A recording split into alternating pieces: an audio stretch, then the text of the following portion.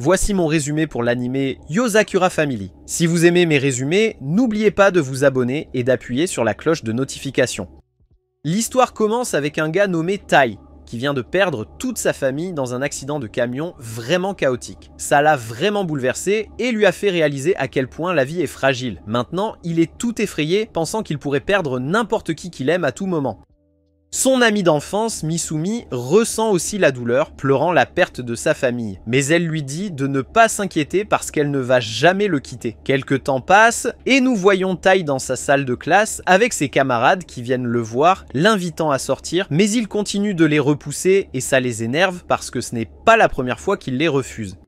Il se demande pourquoi il ne veut pas se détendre avec eux, il pense qu'il doit être timide ou quelque chose comme ça, alors il décide de reculer. Ils ne savent pas que, en réalité, il est content qu'ils aient tendu la main, mais il n'a juste pas envie de parler aux gens parce qu'il essaie toujours de faire face à la mort de sa famille.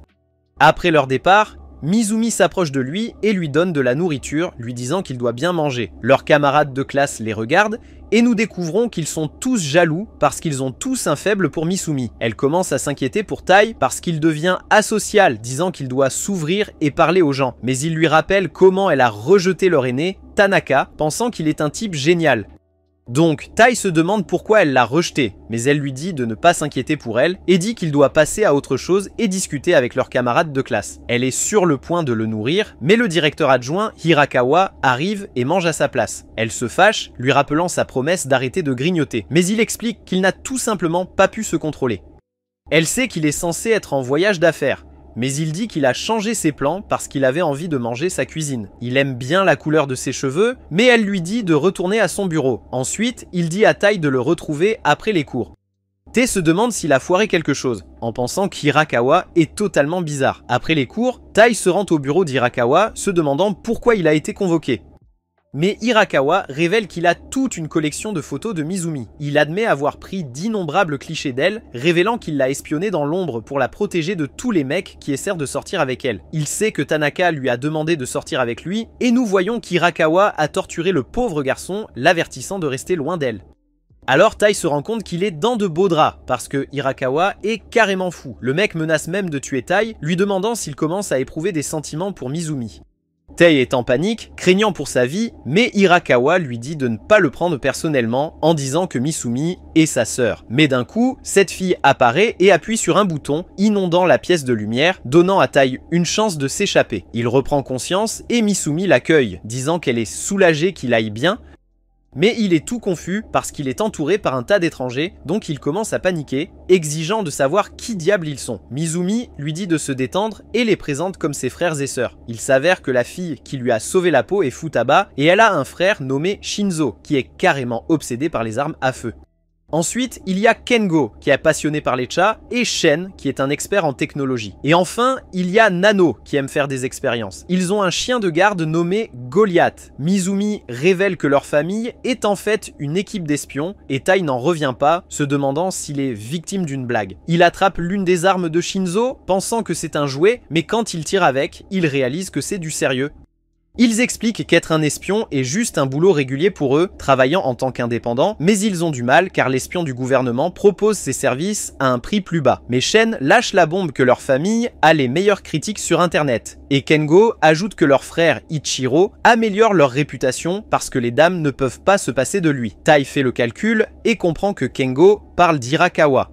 Futaba explique qu'il est un gars imparfait, mais le meilleur espion de la famille. Tai se demande pourquoi il est visé. Alors elle révèle qu'ils ont reçu des infos disant que quelqu'un veut éliminer Misumi. Futaba révèle que Misumi a failli mourir à cause d'Ichiro et le stress causé par cela lui a fait blanchir les cheveux. Ichiro se blâme pour ce qui s'est passé, alors il s'est obsédé par elle, faisant tout pour la garder en sécurité. Il s'est débarrassé de quiconque s'approchait trop, mais il a fait une exception pour Tai car ils se connaissent depuis longtemps. Mais après avoir appris les informations, Ichiro a décidé qu'il était temps de l'éliminer. Juste à ce moment-là, l'alarme s'est déclenchée et Ichiro a fait irruption dans la maison. Mais les frères et sœurs de Misumi ont promis de tenir le coup et de protéger Tai.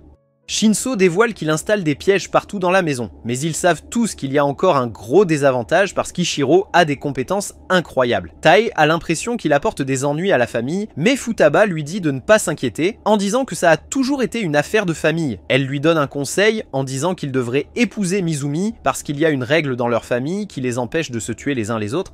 Elle explique au sujet de cette bague de fleurs de cerisier que tout le monde dans sa famille porte, en disant que lorsque la moitié est donnée au conjoint, le mariage devient officiel. Donc, si Mizumi remet cette bague, Ichiro ne peut pas toucher Tae. Mais Mizumi ne veut pas l'épouser parce qu'il est encore coincé à pleurer la mort de sa famille et Futaba respecte leur décision. Tout le monde se prépare à affronter Ichiro, mais il réalise qu'il est déjà dans la pièce, déclarant qu'il a détruit les pièges de Shinso. Futaba lui dit de reculer, mais il n'en a rien à faire. Alors, elle le claque directement par terre sans prévenir, et puis c'est une bagarre totale. Mais le gars peut se défendre et utilise son arme pour les repousser. Il exige qu'ils remettent Togoi, menaçant de détruire tout l'endroit s'il ne se conforme pas. Mais Futaba fonce, essayant de réduire la distance, mais elle finit par être maîtrisée. Shion dit aux autres de filer pendant qu'elle se prépare à se battre, mais Ichiro lui dit qu'elle n'est pas de taille à l'affronter, mais elle s'en fiche et appelle ses drones, ordonnant de l'allumer. Nous passons à Tae, tout stressé à propos des autres. Mais Mizumi lui rappelle qu'ils ne peuvent pas se tuer à cause de la règle familiale, donc tout ira bien. Elle lui montre une cachette, lui disant de rester là, mais elle remarque qu'il est inquiet, alors elle le rassure en lui disant qu'elle ne va nulle part. Ichiro parvient à éliminer les drones et aperçoit Mizumi avec Tae, lui disant de lui faire un câlin. Mais elle change de comportement et l'attaque directement, alors il commence à utiliser ses fils pour la retenir. Il admet qu'il est impressionné et enlève son masque, sachant que Kingu prétendait être Mizumi. Il sait que Mizumi est en fait déguisée en Tae, et nous voyons Tae les observer, sachant qu'elle est en grand danger. Elle enlève son masque et lui dit de reculer et de laisser Tae tranquille parce qu'il ne cherche pas à lui faire du mal. Il accepte, mais lui dit qu'elle ne peut pas quitter la maison, disant que c'est dangereux dehors. Il explique son plan pour éliminer toutes les menaces autour d'elle afin que personne ne puisse l'embêter. Il est même prêt à prendre un coup pour elle, montrant qu'il est prêt à risquer sa vie pour la protéger. Elle est sur le point d'accepter son accord, mais ensuite, Tae surgit de nulle part, disant à Ichiro de la laisser partir. Mais Ichiro ne veut rien entendre, disant à Tae de rester loin de leur famille. Tae réalise qu'Ichiro est comme lui parce qu'ils ont tous les deux terriblement peur de perdre ce qui leur est cher. Mais Tae n'est pas d'accord avec les méthodes d'Ichiro, sachant que Mizumi souffre à cause de lui. Alors Tae propose directement, lui disant de l'épouser, affirmant qu'il ira bien parce qu'elle a promis de ne jamais le quitter. Alors elle lui lance une bague, mais juste au moment où il va l'attraper, Ichiro intervient, disant qu'il ne laissera jamais Tae l'épouser, mais Tae n'abandonne pas et il parvient à saisir la bague, pensant à toutes les fois où Mizumi veillait sur lui. Il ne veut pas la voir souffrir à cause d'Ichiro. Ensuite, les frères et sœurs arrivent et aperçoivent Tae avec la bague, promettant de protéger Mizumi. Ils commencent à célébrer, pensant qu'il est génial, et Futaba dit à Ichiro d'entraîner Tae pour qu'il puisse soutenir Mizumi. Le lendemain, nous voyons Tae se réveiller, mais il aperçoit Ichiro debout au-dessus de lui avec un couteau, il l'esquive de justesse, et Ichiro loue ses réflexes. Mais Tae pense qu'Ichiro essaie toujours de le tuer.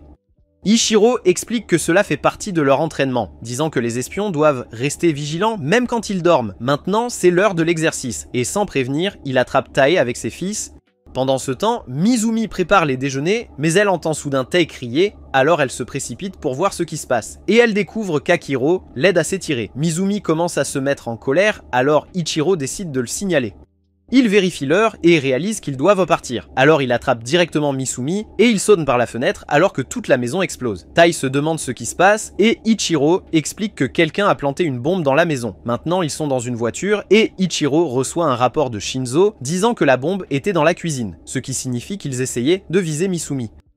Tae se demande pourquoi quelqu'un voudrait la tuer. Alors Ichiro révèle que Mizumi est la 10e tête de la famille Yakuza. Ichiro explique ensuite que la famille Yakuza remonte à l'époque des ninjas dans la période Edo et que tous leurs descendants ont des capacités surhumaines. Mais il y a toujours une personne normale qui naît en tant que chef même si elle n'a pas de pouvoir elle-même. Ils portent le gène surhumain et leurs enfants pourront avoir des pouvoirs. C'est donc le devoir de la famille de protéger Mizumi et de maintenir leur lignée. Ichiro note qu'il ne se soucie pas de la lignée, mais tout le monde veut juste protéger Mizumi comme ses frères et sœurs. Ichiro mentionne qu'éventuellement Mizumi entrera dans le monde souterrain en tant que chef de la famille Yakuza, donc pour l'instant elle doit apprendre sur le monde ordinaire. Mais cela fait aussi d'eux une cible pour leurs ennemis. Soudain, des coups de feu retentissent de derrière et Tae panique. Mais Ichiro lui dit que la voiture est par balle. Les gars commencent à sortir des armes plus grosses, mais la bagnole esquive le danger. Ichiro s'inquiète de renverser son thé, disant au conducteur de conduire plus doucement. Et devinez qui conduit, c'est le géant Goliath. Té n'en croit pas ses yeux. Puis le mec commence à leur tirer des roquettes dessus, mais Goliath parvient à les esquiver comme un chef. Ichiro renverse son thé, alors il sort pour s'occuper des affaires lui-même. Il bloque sans effort leurs balles avec ses fils et découpe les voitures qui les poursuivent. Ensuite, il retourne auprès de Tai et Misumi, rappelant à Tai qu'il fait maintenant partie de la famille et qu'il doit aussi protéger Mizumi. Ichiro prévoit donc de lui apprendre tout ce qu'il faut savoir sur le métier d'espion. Ichiro lui remet un papier disant que sa première mission est de protéger Mizumi des assassins toute la journée. Ils arrivent à l'école et Misumi dit bonjour à ses camarades de classe. Mais on voit Tai la suivre, inspectant toute la pièce. Les filles pensent qu'il agit étrangement, mais les autres garçons le félicitent. Mais quand ils voient son visage, ils sont complètement choqués, se demandant ce qui lui est arrivé. On revient à la voiture et Tai est paniqué en fixant le pistolet. Mais Ichiro dit « Ne t'inquiète pas, on peut régler ça facilement si tu neutralises quelqu'un ». Mizumi dit à son frère d'arrêter de plaisanter, et Tai est soulagée d'entendre ça. Mais elle mentionne que les vraies menaces sont les bombes et le poison, donc un pistolet ne sera pas d'une grande aide. Ichiro lui dit de faire attention à un poseur de bombes du nom de Tamiya, en disant que ces bombes sont de premier ordre. Ichiro a même déjà utilisé ses services. Alors Tai se demande pourquoi diable Tamiya se retournerait contre eux, mais Akiro explique qu'il est courant pour les gens dans ce secteur de changer de camp facilement. Ichiro révèle que Tamiya a un point faible, il est accro aux médias sociaux. Le gars publie même des trucs sur son travail. Ichiro leur dit qu'il y a des otages qu'il doit sauver, donc il ne les accompagnera pas. Mais il avertit Tai de ne pas baisser sa garde en disant que Tamiya a publié qu'il y aura 2 autres bombes. Tai doit protéger Mizumi, quoi qu'il arrive, jusqu'à ce qu'Ichiro revienne. Tai scrute la pièce, essayant de déterminer où pourraient être les bombes, et il décide de rester près de Misumi. Mais ensuite, Tamiya publie un post disant que la 2e bombe est en place, et Tai commence à paniquer. La prochaine chose que tu sais, il se fait frapper par un ballon. Les autres garçons s'inquiètent pour lui, mais il aperçoit une silhouette par la fenêtre et se précipite vers eux. Il arrive à l'infirmerie, mais il hésite à la porte et l'infirmière apparaît derrière lui, demandant s'il va bien. Il trouve rapidement une excuse et s'en va, mais on voit la femme sourire. On revient à la salle de classe où Misumi discute avec les filles pendant que Tai vérifie son téléphone et voit que Tamiya a placé la dernière bombe. Il pense à la façon dont Misumi a appris à se protéger, comme elle ne mange jamais rien dont elle n'est pas sûre, et comment elle évite toujours d'être seule. Les garçons s'excusent encore de l'avoir frappé et lui donnent du chocolat. Il l'avale tout de suite et les garçons n'en reviennent pas qu'il l'ait vraiment pris, lui rappelant combien il devient habituellement nerveux quand il lui parle. Soudain, Tai commence à se sentir extrêmement mal, alors il pense qu'il devrait l'emmener à l'infirmerie. Mais ensuite, il se rappelle que l'infirmière n'est pas là aujourd'hui et Tai s'évanouit carrément. Il se réveille et trouve Misumi là, lui disant que l'infirmerie n'est pas ouverte. Tai commence à douter s'il est la bonne personne pour elle, pensant qu'il ne sait rien d'elle alors qu'ils sont amis d'enfance. Malgré le danger constant, elle le soutient toujours. Il se rend compte qu'il n'a jamais pensé à ses sentiments quand il a accepté de l'épouser. Mais ensuite, elle le frappe directement et dit qu'elle est celle qu'il a choisie et elle le remercie de l'avoir épousée. Tai est ravi d'entendre ça, mais ensuite il aperçoit une bombe au plafond. Ce truc explose et les gars pensent que c'est juste l'une des expériences du club de science. Nous voyons Nano et une femme admirer l'explosion et nous voyons qu'elle était en fait Kengo. Tai et Misumi survivent à l'explosion et Tai pense à comment Tamiya a réussi à placer une bombe dans une pièce au hasard. Mais il se souvient comment l'infirmerie était fermée, donc c'était le meilleur endroit pour quelqu'un pour se reposer. Il s'aperçoit que Misumi est visé à travers ses mouvements et trouve ensuite la 3e bombe sur son propre corps. Il comprend que Tamiya a intentionnellement annoncé ses mouvements pour que Tai reste aux côtés de Misumi, faisant de lui la bombe qui l'a tué. Avec seulement quelques secondes restantes, la porte bloquée, Tai saute du bâtiment pour s'éloigner de Misumi. Mais de nulle part, Ichiro l'attrape et désarme la bombe, félicitant Tai pour avoir terminé sa mission. Misumi demande ce qu'ils vont faire avec la bombe et Ichiro dit qu'il prévoit de la rendre à son propriétaire. Nano, Kengo et Shinzo arrivent et Misumi se rend compte qu'ils ont tout regardé. Kengo dit qu'il voulait juste voir Tai lors de sa première mission. Shinzo remet Tamiya en suppliant pour la clémence. Mais Ichiro le lance carrément par la fenêtre alors que sa bombe explose. Et tout le monde admire l'explosion. Nous voyons Ichiro agacé quand Tai arrive chez eux, mais Misumi lui rappelle que la maison de Tai a été détruite par la bombe et maintenant qu'ils sont mariés, il ne peut pas refuser. Donc Ichiro dit à Tai de faire attention. Le lendemain matin, Tai se réveille d'un cauchemar où il n'a pas pu sauver Misumi d'un type baraqué torse nu qui la tenait fermement. C'était vraiment intense, mais ensuite, il réalise que tout cela était dans sa tête et il se souvient de toutes les choses folles qui se sont réellement passées hier. Et maintenant, il vit dans la maison des Yakuza, ce qui va lui demander un certain temps d'adaptation, mais bon, il marche accidentellement sur la queue de Goliath et se retrouve condamné à mort par 1000 griffures. Et tout le monde dans la maison sait déjà ce qui s'est passé rien qu'au son des cris de Tai. Plus tard, Misumi soigne Tai et s'excuse pour ce qui s'est passé. Elle avait Goliath qui veillait sur lui pour qu'Ichiro ne l'agresse pas dans son sommeil. Et Tai sait qu'Ichiro serait tout à fait capable de faire un truc pareil si on lui en donnait l'occasion, donc il apprécie la vigilance. Misumi attrape ensuite Goliath et commence à l'engueuler pour avoir blessé Tai, même si son travail était de le protéger. Mais cela rend Tai nerveux parce qu'il sait que Goliath réagit mal quand les gens le touchent. Bien qu'il semble que Goliath aime bien Misumi parce qu'elle est la patronne et qu'il ne l'attaquerait jamais, il n'en va pas de même pour Tai. Plus tard dans la journée, Tai rejoint Futaba et la supplie de l'aider à devenir plus fort, mais elle lui dit qu'il prévoyait déjà de l'entraîner petit à petit parce qu'il est vraiment moyen. Mais ça ne suffit pas pour Tai. Le dernier incident lui a fait réaliser qu'il n'était pas du tout préparé à protéger Misumi du danger et qu'il a failli se suicider aussi. Depuis que Misumi l'a choisi comme son homme, il veut être fort pour elle, ce qui est un peu sentimental. Mais ensuite, Futaba attrape sa chemise et commence à le secouer dans la pièce pour faire passer son message. Elle dit qu'elle ne le montre peut-être pas, mais elle a un grand talent en arts martiaux. Et même avec tout ce talent, il lui a fallu 3 ans de formation avant de pouvoir partir en mission pour la première fois. Donc pour Tai qui n'a aucun talent à mentionner, cela va prendre encore plus de temps à s'entraîner.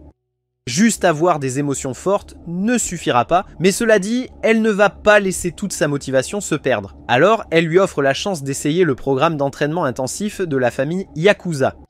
Mais elle a une condition avant qu'il ne commence. Tai doit vivre dans ce manoir pendant 1 mois entier. Il est surpris que ce soit tout ce qu'elle demande, mais elle dit que c'est parce qu'ils ont détruit sa maison. Donc elle veut qu'il vive ici dans le cadre de son entraînement. Et puis dans 1 mois, le véritable entraînement commence. Tai est sur le point d'y réfléchir, mais dès qu'il se lève, une trappe s'ouvre sous ses pieds et il manque de peu de tomber à sa perte.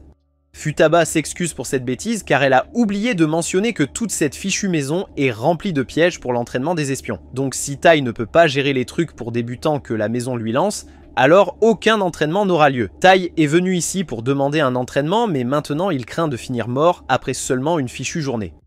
Le lendemain matin, un réveil se déclenche pour le réveiller. Et ce n'est pas une simple suggestion, car l'horloge explose après quelques secondes alors que Tai essaie de l'ignorer. Il se précipite dans le couloir pour échapper à ça, mais il déclenche un autre piège qui lance un lance-flamme. Au moment où il s'assoit pour le petit déjeuner, il est pratiquement grillé.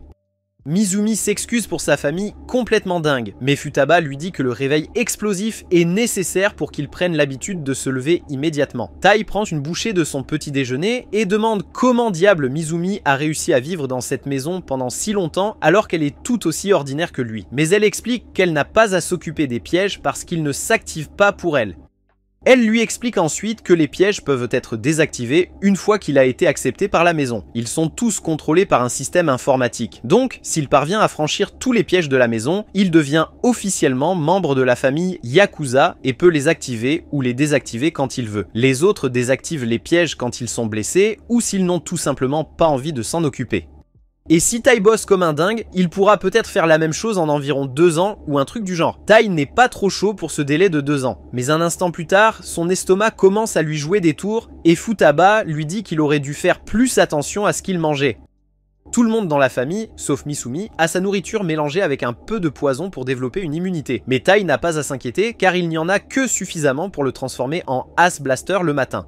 Mais une chose dont il doit s'inquiéter est le fait que la porte de la salle de bain a environ 20 fichus verrous pour une raison quelconque. Ichiro passe, et bien qu'il ne fasse rien à Tai, il aime le voir souffrir. Pour entrer, Tai doit pouvoir crocheter la serrure et déchiffrer le mot de passe en moins d'1 minute. Mais c'est cruel de s'attendre à ce qu'il fasse ça du premier coup.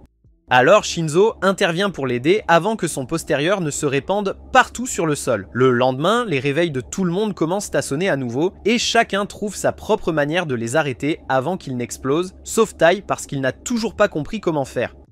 Les pièges sont partout autour de lui. Essayer de prendre un petit déjeuner finit par lui faire prendre une douche comme s'il était dans une fusillade. Allumer la télé nécessite de tirer sur le bouton avec un foutu pistolet. Et même prendre une douche se transforme presque en une séance de torture par l'eau. Quand il se rend finalement à l'école, il est complètement épuisé. Ses potes lui demandent s'il va bien, mais il fait semblant et dit qu'il va bien. Alors il le laisse tranquille.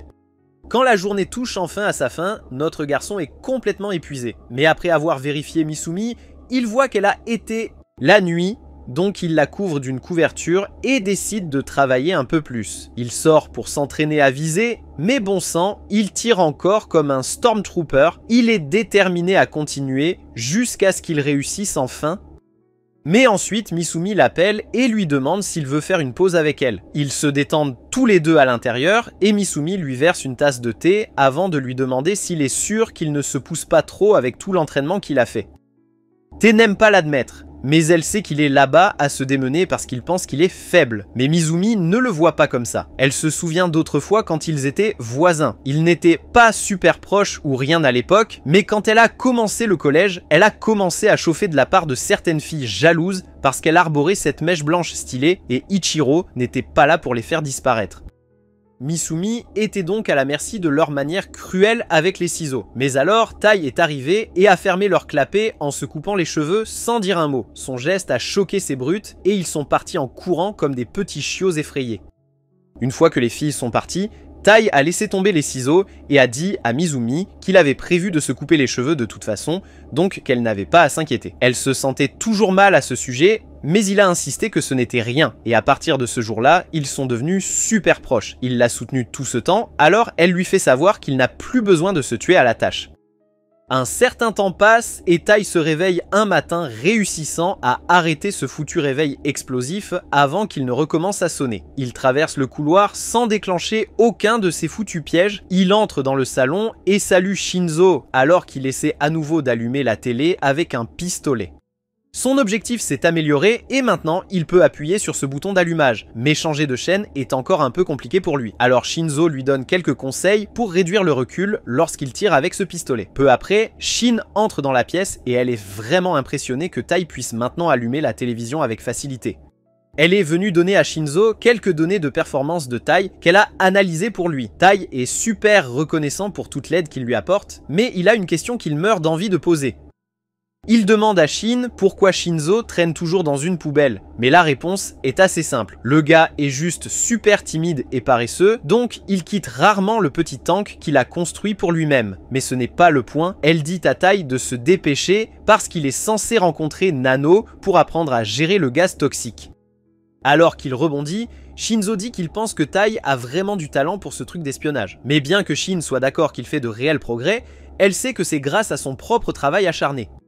Plus tard, Futaba et Kengo se promènent dans le couloir et tombent sur Tai et Nano en train de s'entraîner à la guerre chimique. Kengo essaie de s'immiscer, mais Futaba le rabat à sa place pour que Tai puisse s'entraîner tranquillement, même si elle sent que quelque chose cloche.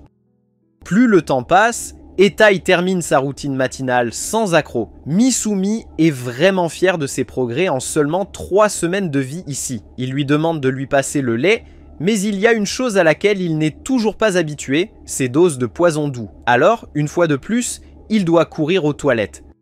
Mais il n'a toujours pas compris comment déchiffrer les codes sur la porte. Kengo va l'aider avant qu'il ait un accident, mais quand il arrive, il trouve Tai évanoui par terre. Tout le monde se précipite pour voir ce qui se passe, et Futaba demande à Nano de préparer des médicaments pour lui.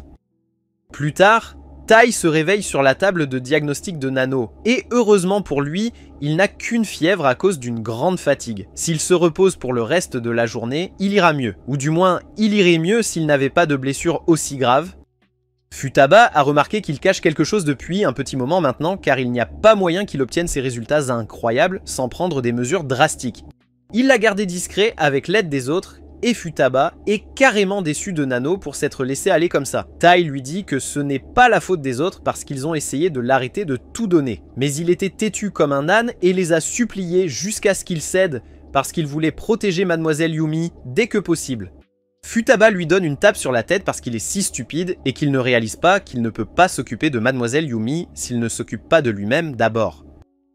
Elle lui remet un livre sur les bases du décryptage pour qu'il ait de quoi faire pendant qu'il se remet de ses blessures, et Tai la remercie pour sa gentillesse. Mais une fois qu'elle est partie, Futaba pense à elle-même que la résilience de Tai est carrément incroyable. La plupart des gens s'effondreraient bien avant que leur corps ne lâche s'ils se poussaient à bout comme il l'a fait.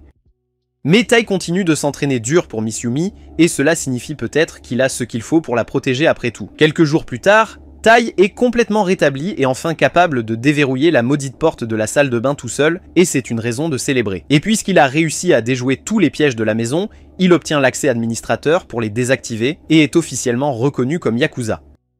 Futaba le soutient personnellement pour tout le travail acharné qu'il a accompli au cours du mois dernier, mais à partir de maintenant, il va recevoir cette formation intense de la famille Yakuza, donc il doit être prêt. Shinzo sort une chemise de 100 kg pour que Tai la porte. La tension augmente la difficulté des pièges, donc Tai est parti pour un entraînement encore plus brutal dès le départ. Plus tard, on aperçoit Miss Yumi en train de cuisiner un festin pour la famille, faisant son truc habituel en ajoutant une touche de poison. Mais de nulle part, Tai lui pose une question sur le port d'un soutien-gorge, la prenant par surprise. Il essaie d'expliquer qu'il s'entraînait à ses déguisements, mais elle ne veut rien entendre. Ensuite, Kengo arrive et propose d'apprendre à Tai, mais il finit par se moquer de lui à la place. Shinzo arrive, se demandant ce qui se passe, alors Tai arrache le déguisement de Kengo. Ichiro intervient, disant qu'il est sur le point de partir en mission et essaie d'obtenir un baiser de Mademoiselle Yumi, mais elle le repousse simplement. Il s'avère que Shinzo part aussi en mission et Tai s'inquiète pour lui. Mais Shinzo dit que c'est juste un truc basique où ils doivent récupérer la plaque originale pour de la fausse monnaie.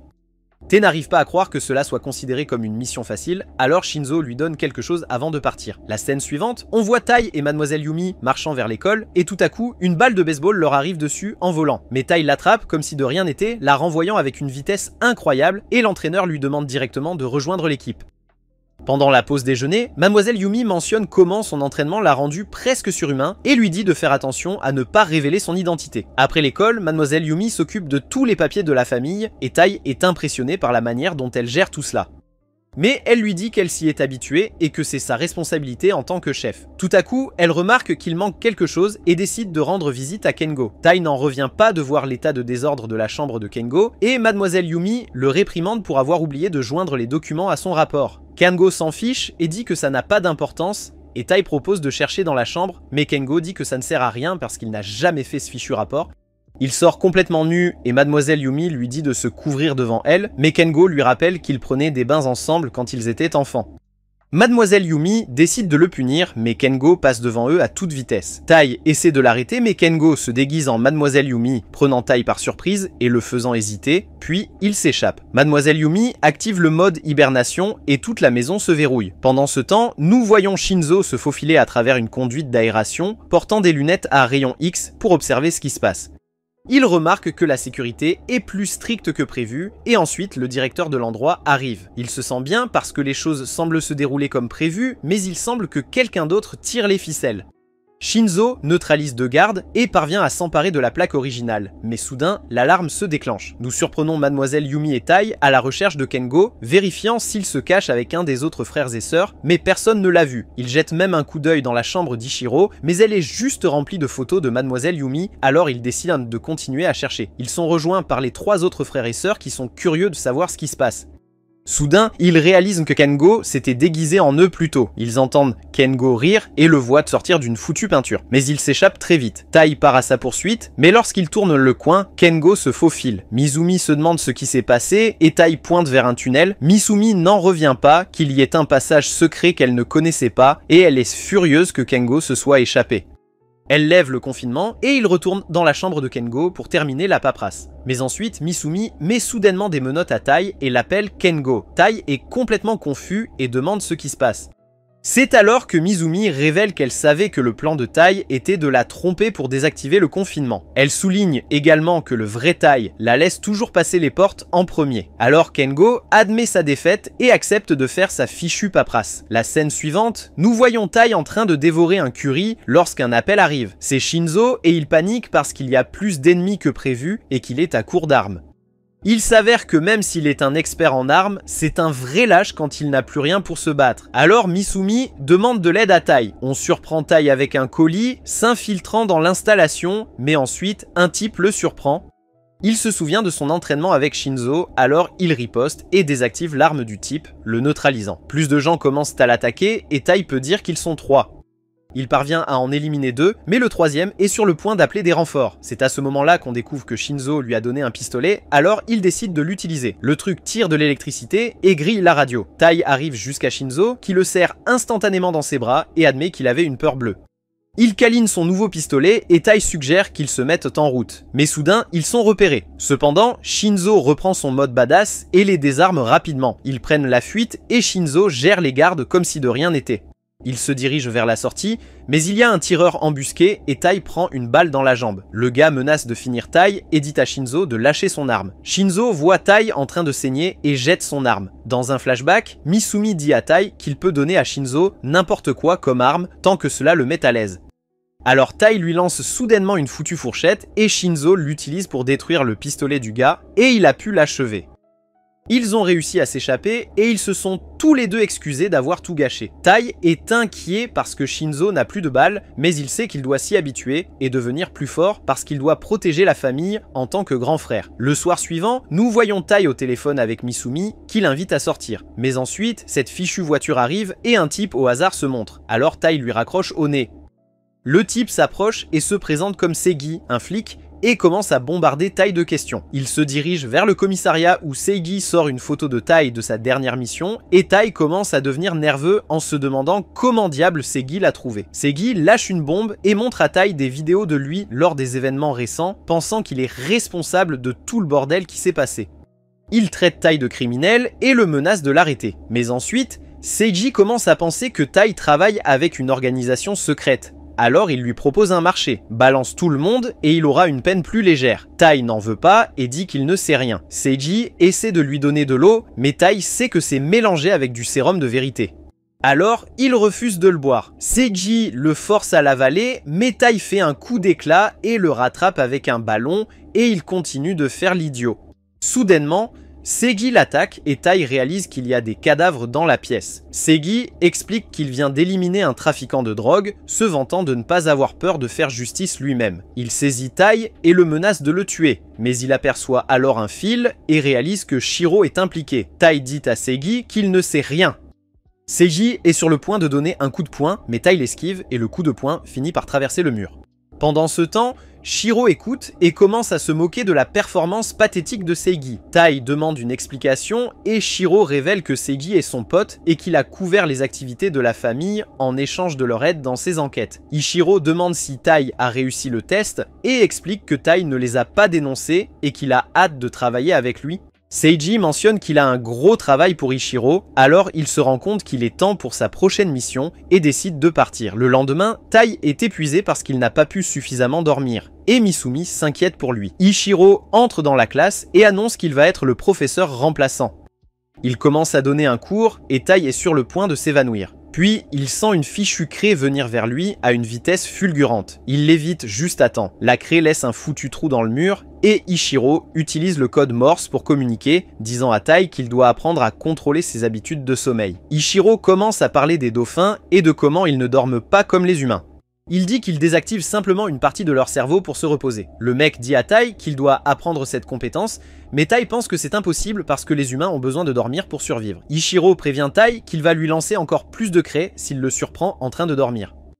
Mais ensuite, Misumi intervient et dit à Ichiro de reculer, pensant qu'il essaie juste de torturer Tai. Il est content qu'elle lui parle et elle dit à Ichiro d'arrêter de rendre la vie de Tai misérable. Mais Tai la rassure en lui disant qu'il peut réussir le test d'Ichiro.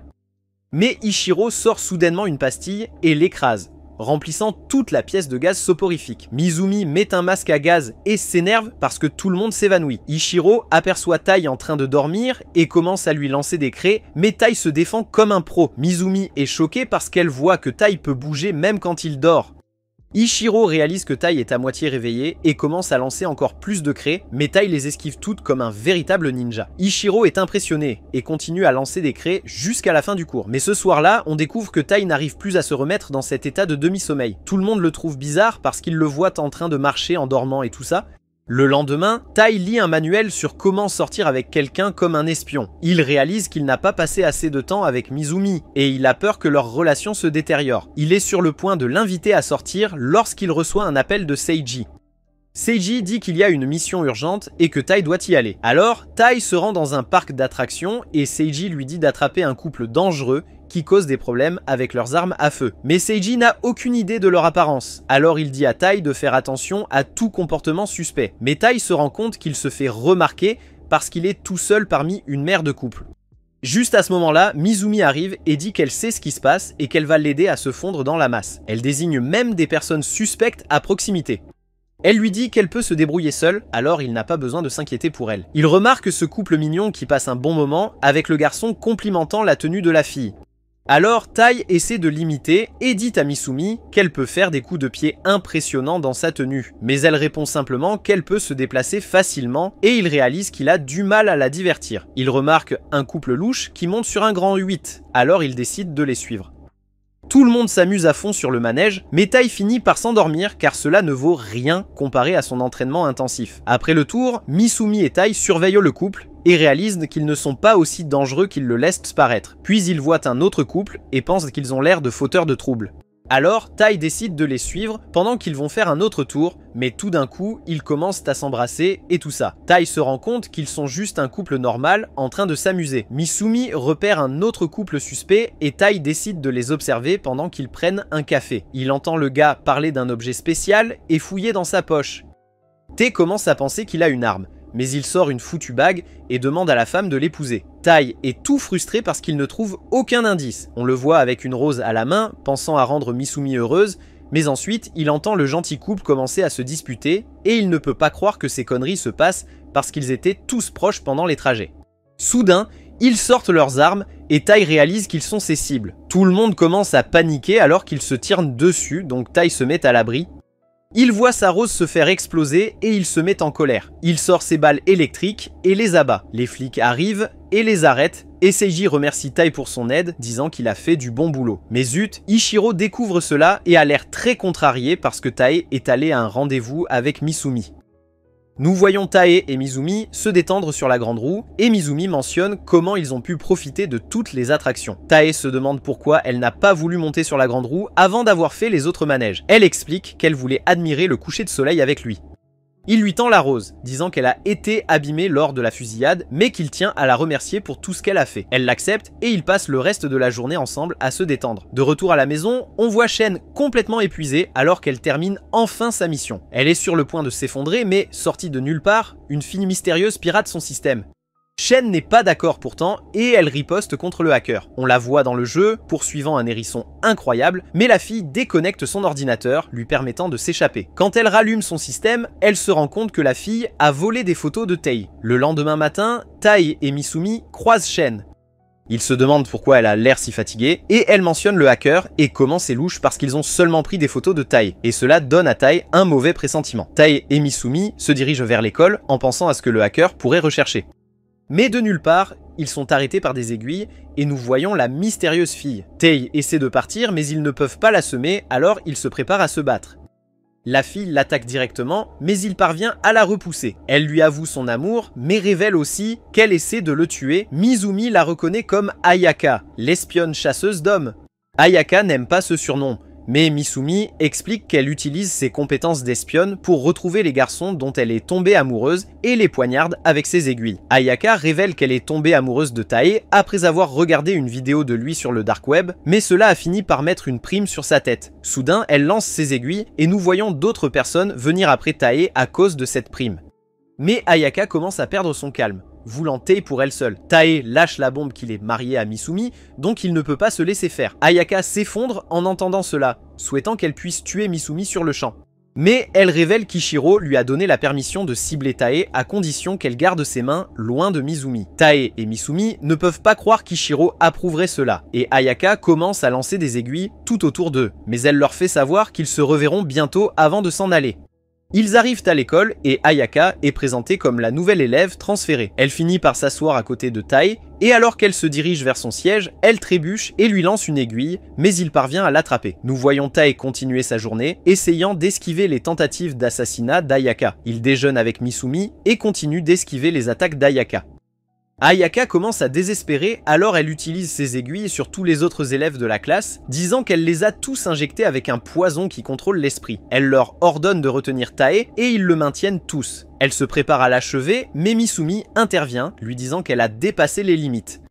Mais juste à ce moment-là, le chasseur de primes d'avant apparaît et commence à tirer sur Ayaka pour se venger. Misumi la pousse hors du chemin et Tae sort son arme et tire sur le type. Il vérifie Misumi et Ayaka se demande pourquoi elle l'a sauvé. Misumi explique qu'elle est heureuse car maintenant quelqu'un d'autre voit à quel point Tae est incroyable. Ayaka la voit comme un ange et tombe amoureuse d'elle. Alors qu'ils rentrent chez eux, Ayaka s'accroche à Misumi et maintenant elle veut tuer Tae pour avoir Misumi pour elle toute seule. Tae ne ressent pas cela, mais ensuite il reçoit un appel de Shen.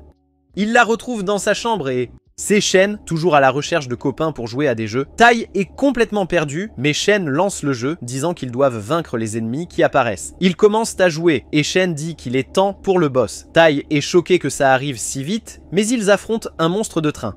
Tae martèle les boutons comme un fou, et ils réussissent à vaincre le boss. Juste à ce moment-là, aux infos, ils annoncent qu'un train fou s'est soudainement arrêté. Shen révèle qu'elle pirate les systèmes de sa cible, et les transforme en jeux. Elle doit finir le jeu pour accomplir son travail. Elle dit qu'elle ne peut pas toujours le faire seule et montre un hélicoptère sur le point de s'écraser dans une centrale électrique. Ils se préparent pour le prochain jeu et ils doivent combattre un dragon incroyable. Shen donne à Tae un objet de résurrection au cas où, et elle commence à se battre contre ces monstres Ichiro. Tae lutte contre eux, mais d'une manière ou d'une autre, il active le mode dieu et Shen s'énerve, lui criant dessus pour avoir utilisé des astuces. Le dragon se rapproche de la cible, mais Shen réalise une combinaison de mouvements, esquivant le souffle du dragon et l'abattant. Tae est impressionné comme jamais, mais le jeu n'est pas fini, car d'innombrables dragons apparaissent soudainement, et on voit que c'est un essaim de drone. Shen pense que c'est la fin du jeu, mais Tae a une idée. Il utilise l'objet de résurrection pour ramener le dragon et il commence à détruire les drones. L'hélicoptère les abat et Shen est impressionné que ça fonctionne, mais quelques drones passent jusqu'à ce qu'Ayaka apparaisse de nulle part et les élimine, déterminé à prendre des photos de Mademoiselle Yumi. Tae et Shen terminent le reste des drones et ils finissent enfin la mission. Shen félicite Tae pour son plan, mais elle insiste pour jouer encore avec lui et refuse de le laisser partir. Un peu plus tard, nous avons ces deux espions super cool qui viennent de terminer une mission de folie, et l'un d'eux, qui s'appelle Oga, fait une pause et lit le dernier numéro de Spice Monthly qui a mis Tae en couverture. Oga est époustouflé par tous les exploits incroyables de Tae, mais Sui, son partenaire, s'en fiche car cela n'a rien à voir avec leur mission.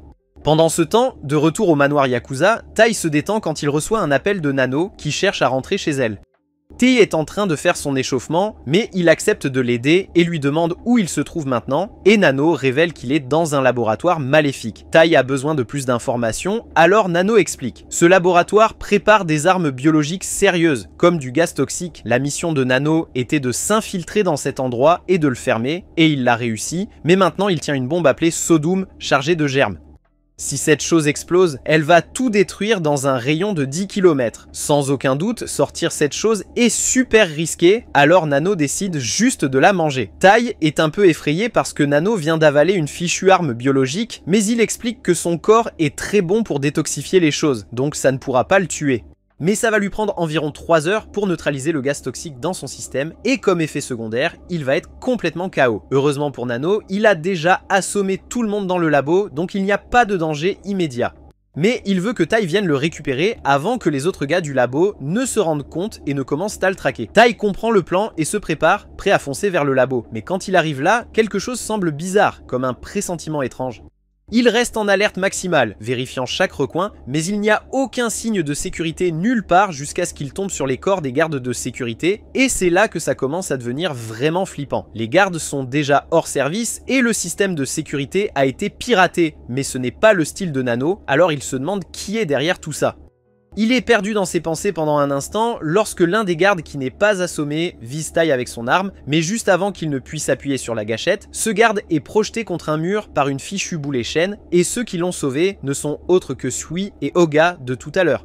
Sui est tout surpris que Tae soit également en mission ici, alors il se présente comme faisant partie de Hinjiku, un groupe d'espions gouvernementaux. Tae a déjà entendu parler de Hinjiku, contrairement aux espions indépendants de la famille Yakuza, ces gens de Hinjiku sont l'élite, ils prennent des ordres directement du gouvernement. Sui explique qu'ils ont été envoyés ici pour fermer ce laboratoire et il demande à Oga une mise à jour. Alors Oga commence à écouter, entendant les pas de 5 personnes dans le bâtiment, et ce n'est pas tout, il peut littéralement sentir leurs armes, donc il sait qu'ils sont armés. Cette information indique à Sui que le laboratoire principal qu'il cherche doit être souterrain après tout, alors il dit au revoir à Tai parce qu'ils ont leur propre mission à gérer. Mais Oga ne laisse pas passer la chance de faire équipe avec Tai. Il attrape Tai et l'entraîne avec lui. Puis, sans prévenir, un garde s'approche de Tai et tire 2 balles sur lui, mais Tai les évite comme un vrai ninja et contre-attaque, impressionnant énormément Oga. Finalement, ils arrivent au laboratoire qu'ils cherchent, et Tai ne perd pas de temps pour venir en aide à Nano dès qu'il l'aperçoit. Mais alors, Oga essaie de tuer Nano avec sa boule de métal, alors Tai doit bloquer cela avec son couteau, le cassant dans le processus. Oga dit à Tai de se retirer parce que c'est dangereux pour lui d'interférer ainsi. Leur mission consiste à neutraliser ce laboratoire. Tai ne comprend pas pourquoi il voudrait aussi tuer Nano. Sui explique qu'il surveillait ce laboratoire depuis un moment, donc il savait tout sur l'infiltration de Nano dans le laboratoire. Et comme Tai connaissait l'emplacement de Nano, c'était un jeu d'enfant pour eux de trouver cet endroit. Mais maintenant que Nano a avalé cette arme biologique, il est devenu une menace majeure pour la sécurité nationale. Ils doivent donc l'éliminer pour mener à bien leur mission. Sui dit carrément à Tai de s'écarter pour qu'il puisse liquider Nano, mais il n'y a aucune chance que Tai reste tranquillement à regarder son beau-frère mordre la poussière. Alors Tai se lève et déclare que si Oga et Sui veulent s'en prendre à Nano, ils doivent d'abord passer par lui. Il est prêt à les exploser. Et Oga essaie de l'avertir de réfléchir à 2 fois, mais c'est trop tard. Sui a déjà activé son putain de truc de compétence éclair et dépasse Tai avec son épée, tranchant le pistolet et le corps de Tai au passage. Il aurait pu facilement éliminer Nano à ce stade, mais il essaie de prouver un point sur la manière dont les émotions de Tai sont une véritable faiblesse. Il avait confiance en ses espions qu'il n'avait jamais rencontrés auparavant et était si décontracté qu'il a hésité à leur tirer dessus en premier. Oga se plaint de la façon dont Sui agit toujours ainsi, il était donc sur le point d'essayer de l'arrêter. Mais ensuite, il se souvient que Sui est bien trop puissant pour qu'il puisse le gérer, alors il recule. Sui s'approche de Nano, promettant de rendre sa mort aussi indolore que possible. Mais Tai le supplie toujours de ne pas le faire. Sui traite Tai de pathétique, pensant qu'il peut résoudre les problèmes en demandant gentiment. Mais juste avant qu'il ne termine le travail, Nano le réveille et dit à Sui de s'arrêter. Il explique que son corps a fini de désintoxiquer le gaz et il a un test cutané comme preuve. Il s'en fiche si Sui veut toujours le tuer de toute façon, mais il veut au moins soigner les blessures de Tai avant qu'il ne se vide de son sang. Sui s'arrête et range son épée parce qu'il n'a pas de raison de tuer Nano s'il a vraiment éliminé le poison. Il dit qu'il prendra le test de Patch comme preuve que sa mission a été un succès, et avant de partir, il donne à Nano une crème pour soigner les blessures afin qu'il puisse traiter Tai. Mais si Tai est vraiment aussi faible, Sui pense que ce serait peut-être mieux pour la famille Yakuza s'il mourait en fait. Sui et Oga partent, et Nano essaie frénétiquement de soigner Tai pour qu'il ne morde pas la poussière. Une fois que Tai est de nouveau sur pied, il se retrouve captif d'Ichiro avec une flamme juste devant son visage et il ne sait pas ce qui se passe.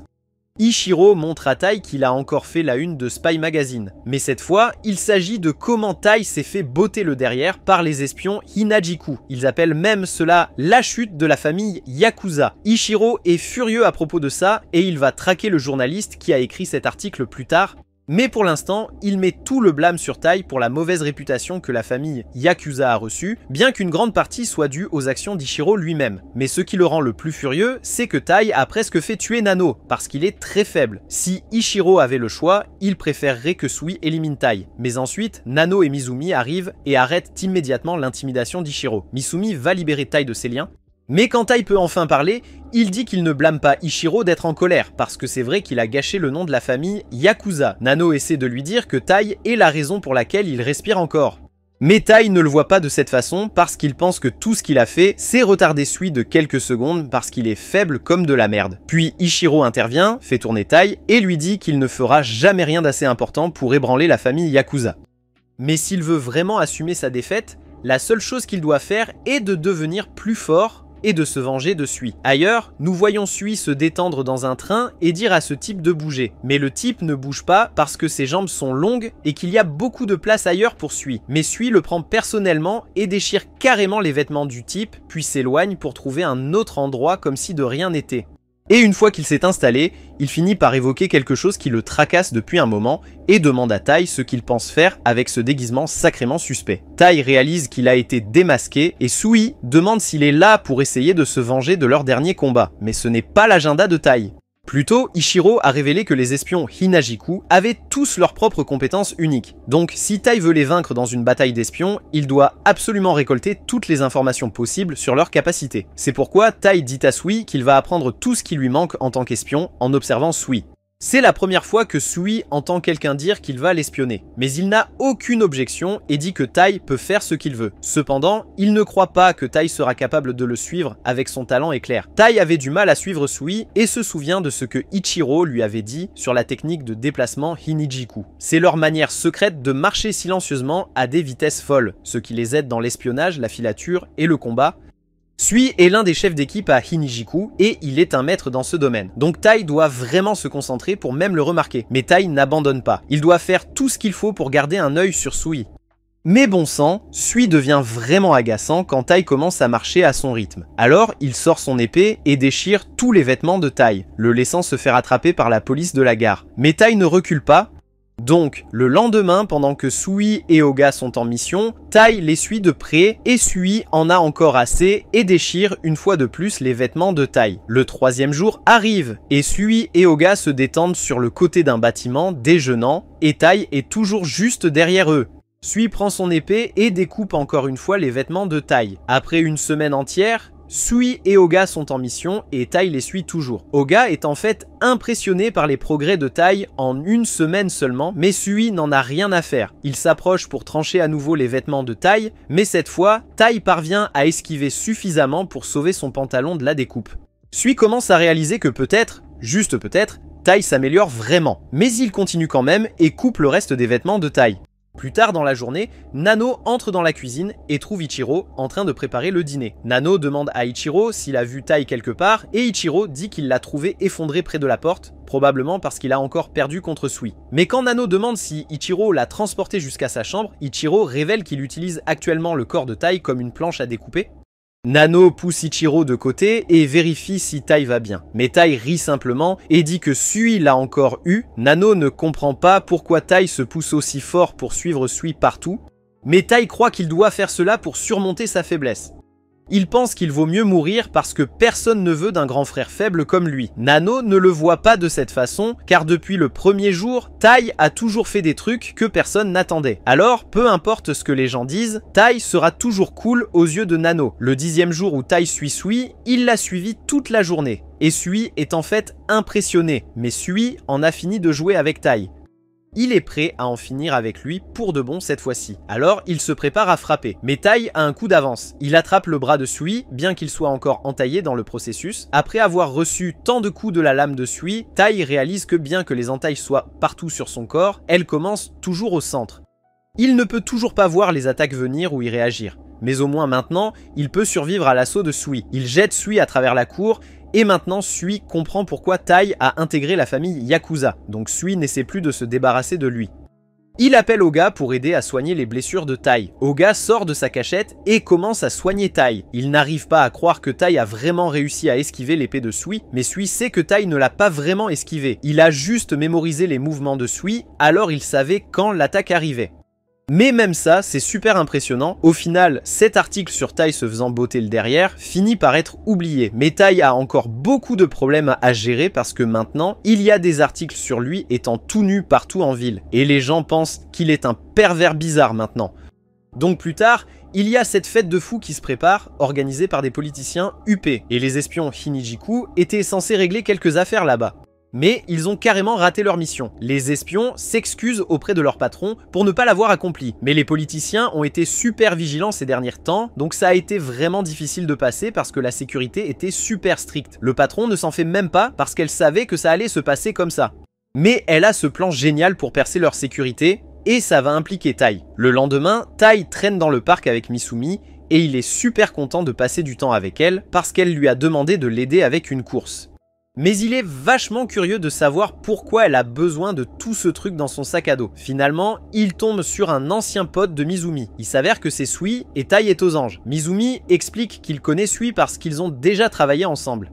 Mais même avec ça, elle est toujours un peu énervée contre lui pour avoir failli prendre Tai et Nana. Sui ne s'attend pas à ce qu'elle lui pardonne et il n'est pas désolé non plus parce qu'il faisait juste sa mission. Il a ensuite demandé qu'il se dépêche car son chef attendait leur arrivée. Un peu plus tard, ils arrivent devant ce grand immeuble de bureaux. Mais ce n'est même pas la base principale, car la vraie base de Injiku est le café juste à côté. Ils s'installent tous et Sui se dirige vers la caisse pour passer sa commande ridiculement longue. Quand il a terminé, il tape un code et une trappe s'ouvre sous eux. Tai est de nouveau stupéfait, mais Sui a dit que c'était tout naturel pour une organisation secrète d'espionnage gouvernemental d'être située sous terre. Ils ont encore quelques centaines de mètres à parcourir avant d'atteindre le siège. Sui offre à Mizumi du thé pendant qu'elle se détend sur ses genoux, mais Tai n'aime pas ça parce qu'elle est sa femme. Mais Sui dit que c'est trop risqué de la laisser partir seule, alors il la garde en sécurité pour le moment. Et Tai voit exactement ce qu'il veut dire parce qu'une multitude de flèches et de lasers commencent à fuser dans leur direction. Les pièges font partie de la formation en sécurité et espionnage de la base Injiku, alors Tai ferait mieux de rester sur ses gardes où il sera réduit en miettes avant même de toucher le sol. Après quelques secondes de folie à esquiver les lasers, Sui et Tai atteignent enfin le rez-de-chaussée. Mais les pièges ne sont pas finis. De nulle part, un énorme rocher tombe droit sur Tai. Mais juste au moment où tu penses qu'il va se faire écraser, le patron d'Injiku sort de nulle part et détruit cette chose avec un seul coup de poing. Après cela, elle accueille Tai et Misumi, mais elle se demande si ce type tout doux a assez de force pour garder Misumi en sécurité.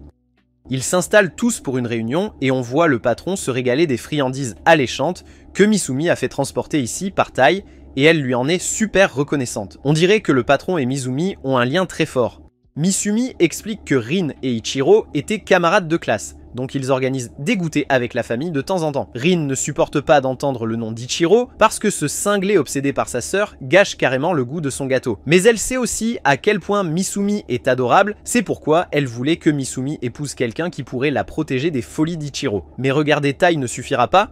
Elle a entendu de Sui que Tai était un espion merdique, mais Sui la corrige et dit qu'il voulait juste dire que Tai était sérieusement genre nul à tout ce qui est lié à l'espionnage, ce qui est à peu près la même chose. Misumi défend son mari en disant qu'il a autant de détermination qu'Ichiro. Rin accepte cela comme un fait avéré. Mais avant qu'il ne puisse continuer la discussion, Ichiro débarque dans la base comme une boule de démolition. Il a perdu le signal du traceur GPS qu'il avait placé sur Misumi et il savait que seuls les espions de Injiku pouvaient le désactiver, alors il est venu ici directement pour elle. Misumi sait déjà ce qui va se passer. Rin se lève pour faire face à Ichiro et lui dit de partir parce que sa simple présence pollue l'air. Ichiro refuse de laisser qui que ce soit traîner avec Misumi à part lui, alors il utilise ses fils pour l'attaquer. Mais Rin est au même niveau que lui. Elle lui donne un coup de poing direct à travers ses fils et se moque ouvertement de lui pour avoir essayé de l'abattre avec un mouvement aussi faible. Alors Ichiro intensifie son jeu et ces deux commencent à se battre. Leur combat détruit la base en quelques secondes. Ils doivent donc évacuer tous les espions pour leur sécurité. C'est exactement ce que Misumi ne voulait pas qu'il se passe. Chaque fois qu'Ichiro et Rin sont dans la même zone, ça dégénère et ils commencent à se battre. Sui essaie d'intervenir pour les arrêter, mais il est trop faible pour s'approcher. Misumi s'interpose entre eux et leur dit d'arrêter, mais ils sont trop concentrés sur leur mouvement d'attaque pour s'arrêter, donc Misumi est en grand danger en ce moment. Heureusement, Tai parvient à baisser la tête juste à temps pour éviter de se faire fracasser la mâchoire. Mais lui n'a pas autant de chance. Il se fait assommer et Misumi est furieuse. Elle menace de ne plus jamais parler à Rin ou Oshiro s'ils continuent à causer des problèmes comme ça. L'idée de perdre Mizumi fait s'évanouir Oshiro et Rin commence à supplier pour obtenir le pardon. Mais sérieusement, Rin doit admettre que Tai est bien plus coriace qu'elle ne le pensait. Le mec a pris un coup direct de sa part et d'Oshiro et a survécu. Son opinion sur lui a changé, donc elle veut lui parler de quelque chose une fois qu'il se réveillera et retrouvera la sensation dans son visage. Elle veut que Tai se déguise et espionne un politicien. Ce mec fait toutes sortes de bonnes choses, comme l'éducation gratuite, les retraites et la réduction des taxes à la consommation. Les gens l'adorent vraiment.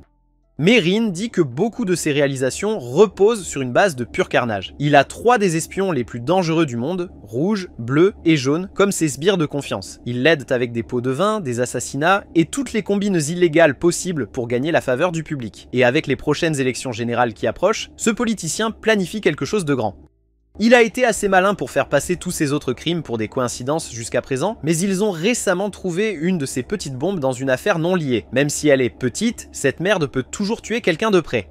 Il y a des centaines de ces bombes là-bas, et même le nettoyeur de bombes qu'ils ont arrêté ne sait rien de leur but. Le seul indice qu'ils ont est une vidéo de l'acheteur portant une perruque et des lunettes de soleil, ressemblant comme deux gouttes d'eau au politicien en question. Mais ils n'ont pas encore assez de preuves pour l'arrêter, alors ils ont besoin que Tai se rapproche pour rassembler les preuves nécessaires avant que des innocents ne soient aussi blessés. Tai demande pourquoi ils lui font confiance pour cette mission. Alors Rin explique que Kuroyuri est originaire du Japon. Il connaît donc l'organisation d'espionnage Inajiku. Ce politicien est en alerte maximale, donc ils ont besoin que Tai se déguise en fille pour infiltrer son cercle. Tai obtient la mission, mais il est complètement perdu sur la raison pour laquelle il doit se déguiser en fille. Rin sort une affiche de travail que Kuroyuri a publiée à la recherche d'une fille aux cheveux noirs, et c'est exactement l'apparence que Tai doit avoir.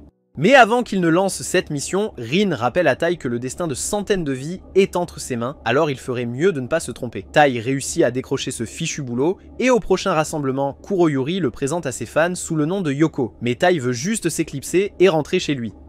Les choses tournent mal quand des gens qui ne sont pas d'accord avec les politiques de Kuroyuri se montrent. Ils disent que tout ce qu'il a fait n'a fait qu'élargir l'écart entre les riches et les pauvres, donc une manifestation éclate et se transforme en émeute. Dans le chaos, un haut-parleur est sur le point d'écraser un gars, mais Kuroyuri s'interpose et encaisse le coup à la place. Il s'excuse s'ils ont pensé qu'il avait des arrière-pensées, mais il dit que ses intentions sont pures.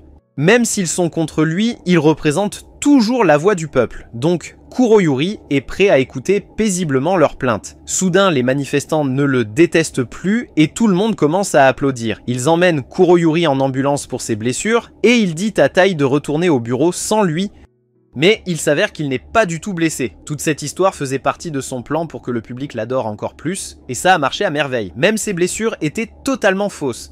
Il commence à faire l'éloge de ses espions corrompus et demande à voir sa nouvelle cote de popularité. Et sans surprise, elles sont hors des chars. Mais pendant qu'il célèbre, nous voyons Tai caché à proximité tout le temps. Maintenant, il sait avec certitude que Kuroyuri est aussi diabolique qu'il vienne. Et il n'y a aucun moyen qu'il le laisse s'en sortir. Mais autant que Tai essaie, trouver des preuves de leur crime est presque impossible. Juste au moment où Tai consulte ses documents, Kuroyuri et les triplés apparaissent derrière lui. Il lui demande ce qu'il fabrique là-bas, alors il sort une excuse bidon à propos d'essayer d'organiser les choses. En réalité, tout ce qu'il pouvait faire était d'organiser parce que peu importe à quel point il cherchait, il ne pouvait rien trouver concernant leurs crimes. Ils ont carrément commis des crimes juste devant lui et il ne pouvait pas trouver le moindre indice, même avec la menace de bombe toujours présente. T est vraiment confus, il regarde ses chats toute la journée et ne les a pas vus commencer à rire de façon maléfique, ou rien pour toutes les conneries douteuses qu'ils font. Tout ce qu'ils font, c'est danser, et franchement, ils sont nuls à ça. Mais attends, quand Tai regarde de plus près, il comprend le truc. Les mouvements nuls ne sont pas seulement parce qu'ils ne savent pas du tout danser. Il l'utilise comme un code pour se parler. Une fois qu'il déchiffre ce code, il comprend qu'il parle de renverser un groupe rival. Le lendemain, alors que beaucoup de gens importants sont rassemblés dans un auditorium, il prévoit de poser les bombes parce qu'il n'a pas pu utiliser ses trucs sales habituels sur ces imbéciles. Ils sont tous réunis au même endroit, alors il va tous les éliminer en posant les bombes sous la scène. Il ne perd pas de temps, il appuie sur ce bouton pour les déclencher. Mais mince, l'explosion se produit dehors dans la foutue fontaine, pas là où c'était censé. T est soulagé que personne n'ait été blessé, car il n'a pas eu assez de temps pour désamorcer les bombes. Il les a juste balancées dans la fontaine pour minimiser les dégâts. Il pense avoir arrêté les plans de Kuroyuri, mais ce petit malin a déjà compris que son assistant doit être un espion. Personne ne devrait savoir pour les bombes. Alors Kuroyuri braque son arme sur Tai, lui faisant savoir qu'il a des bombes de secours au cas où ça tournerait mal. Ensuite, il tire sur Tai à la tête et déclenche les bombes secondaires. Ils explosent comme prévu, mais d'une manière ou d'une autre, toutes les personnes que Kuroyuri voulait mortes sont toujours en vie. Il s'avère que Tai les a tous enrobés d'une fumée anti-choc avant qu'ils ne puissent être blessés. Tout cela était l'œuvre de Tai. Le gars a réussi à rester en vie parce qu'il a échangé les balles de Kuroyuri avec des fausses. Mais il est toujours en infériorité numérique, 4 contre 1.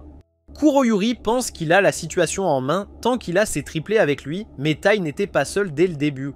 Sui passe en trombe, dépassant tout le monde et tranchant leurs armes en morceaux. Une fois qu'il devient évident qu'ils vont perdre, les triplés quittent Kuroyuri avant qu'ils ne réalisent ce qui se passe. Le mec est furieux parce qu'il les a payés une somme folle pour qu'ils le protègent. Il essaie toujours de se battre, mais en tant que scélérat ordinaire, il ne fait pas le poids face à Sui. Maintenant que tout est réglé, Inajiku arrive pour s'occuper de la scène de crime. Sui demande à Tai d'escorter Kuroyuri au quartier général de Hinajiku afin qu'il puisse le remettre à Rin. Tai n'est toujours pas à l'aise d'être autour de Kuroyuri parce que ce type est vraiment bizarre. Mais ensuite, ce fou commence à parler de combien il est impressionné que Tai ait surmonté le traumatisme de la perte de sa famille dans cet accident et se soit prouvé comme membre de la famille Yakuza.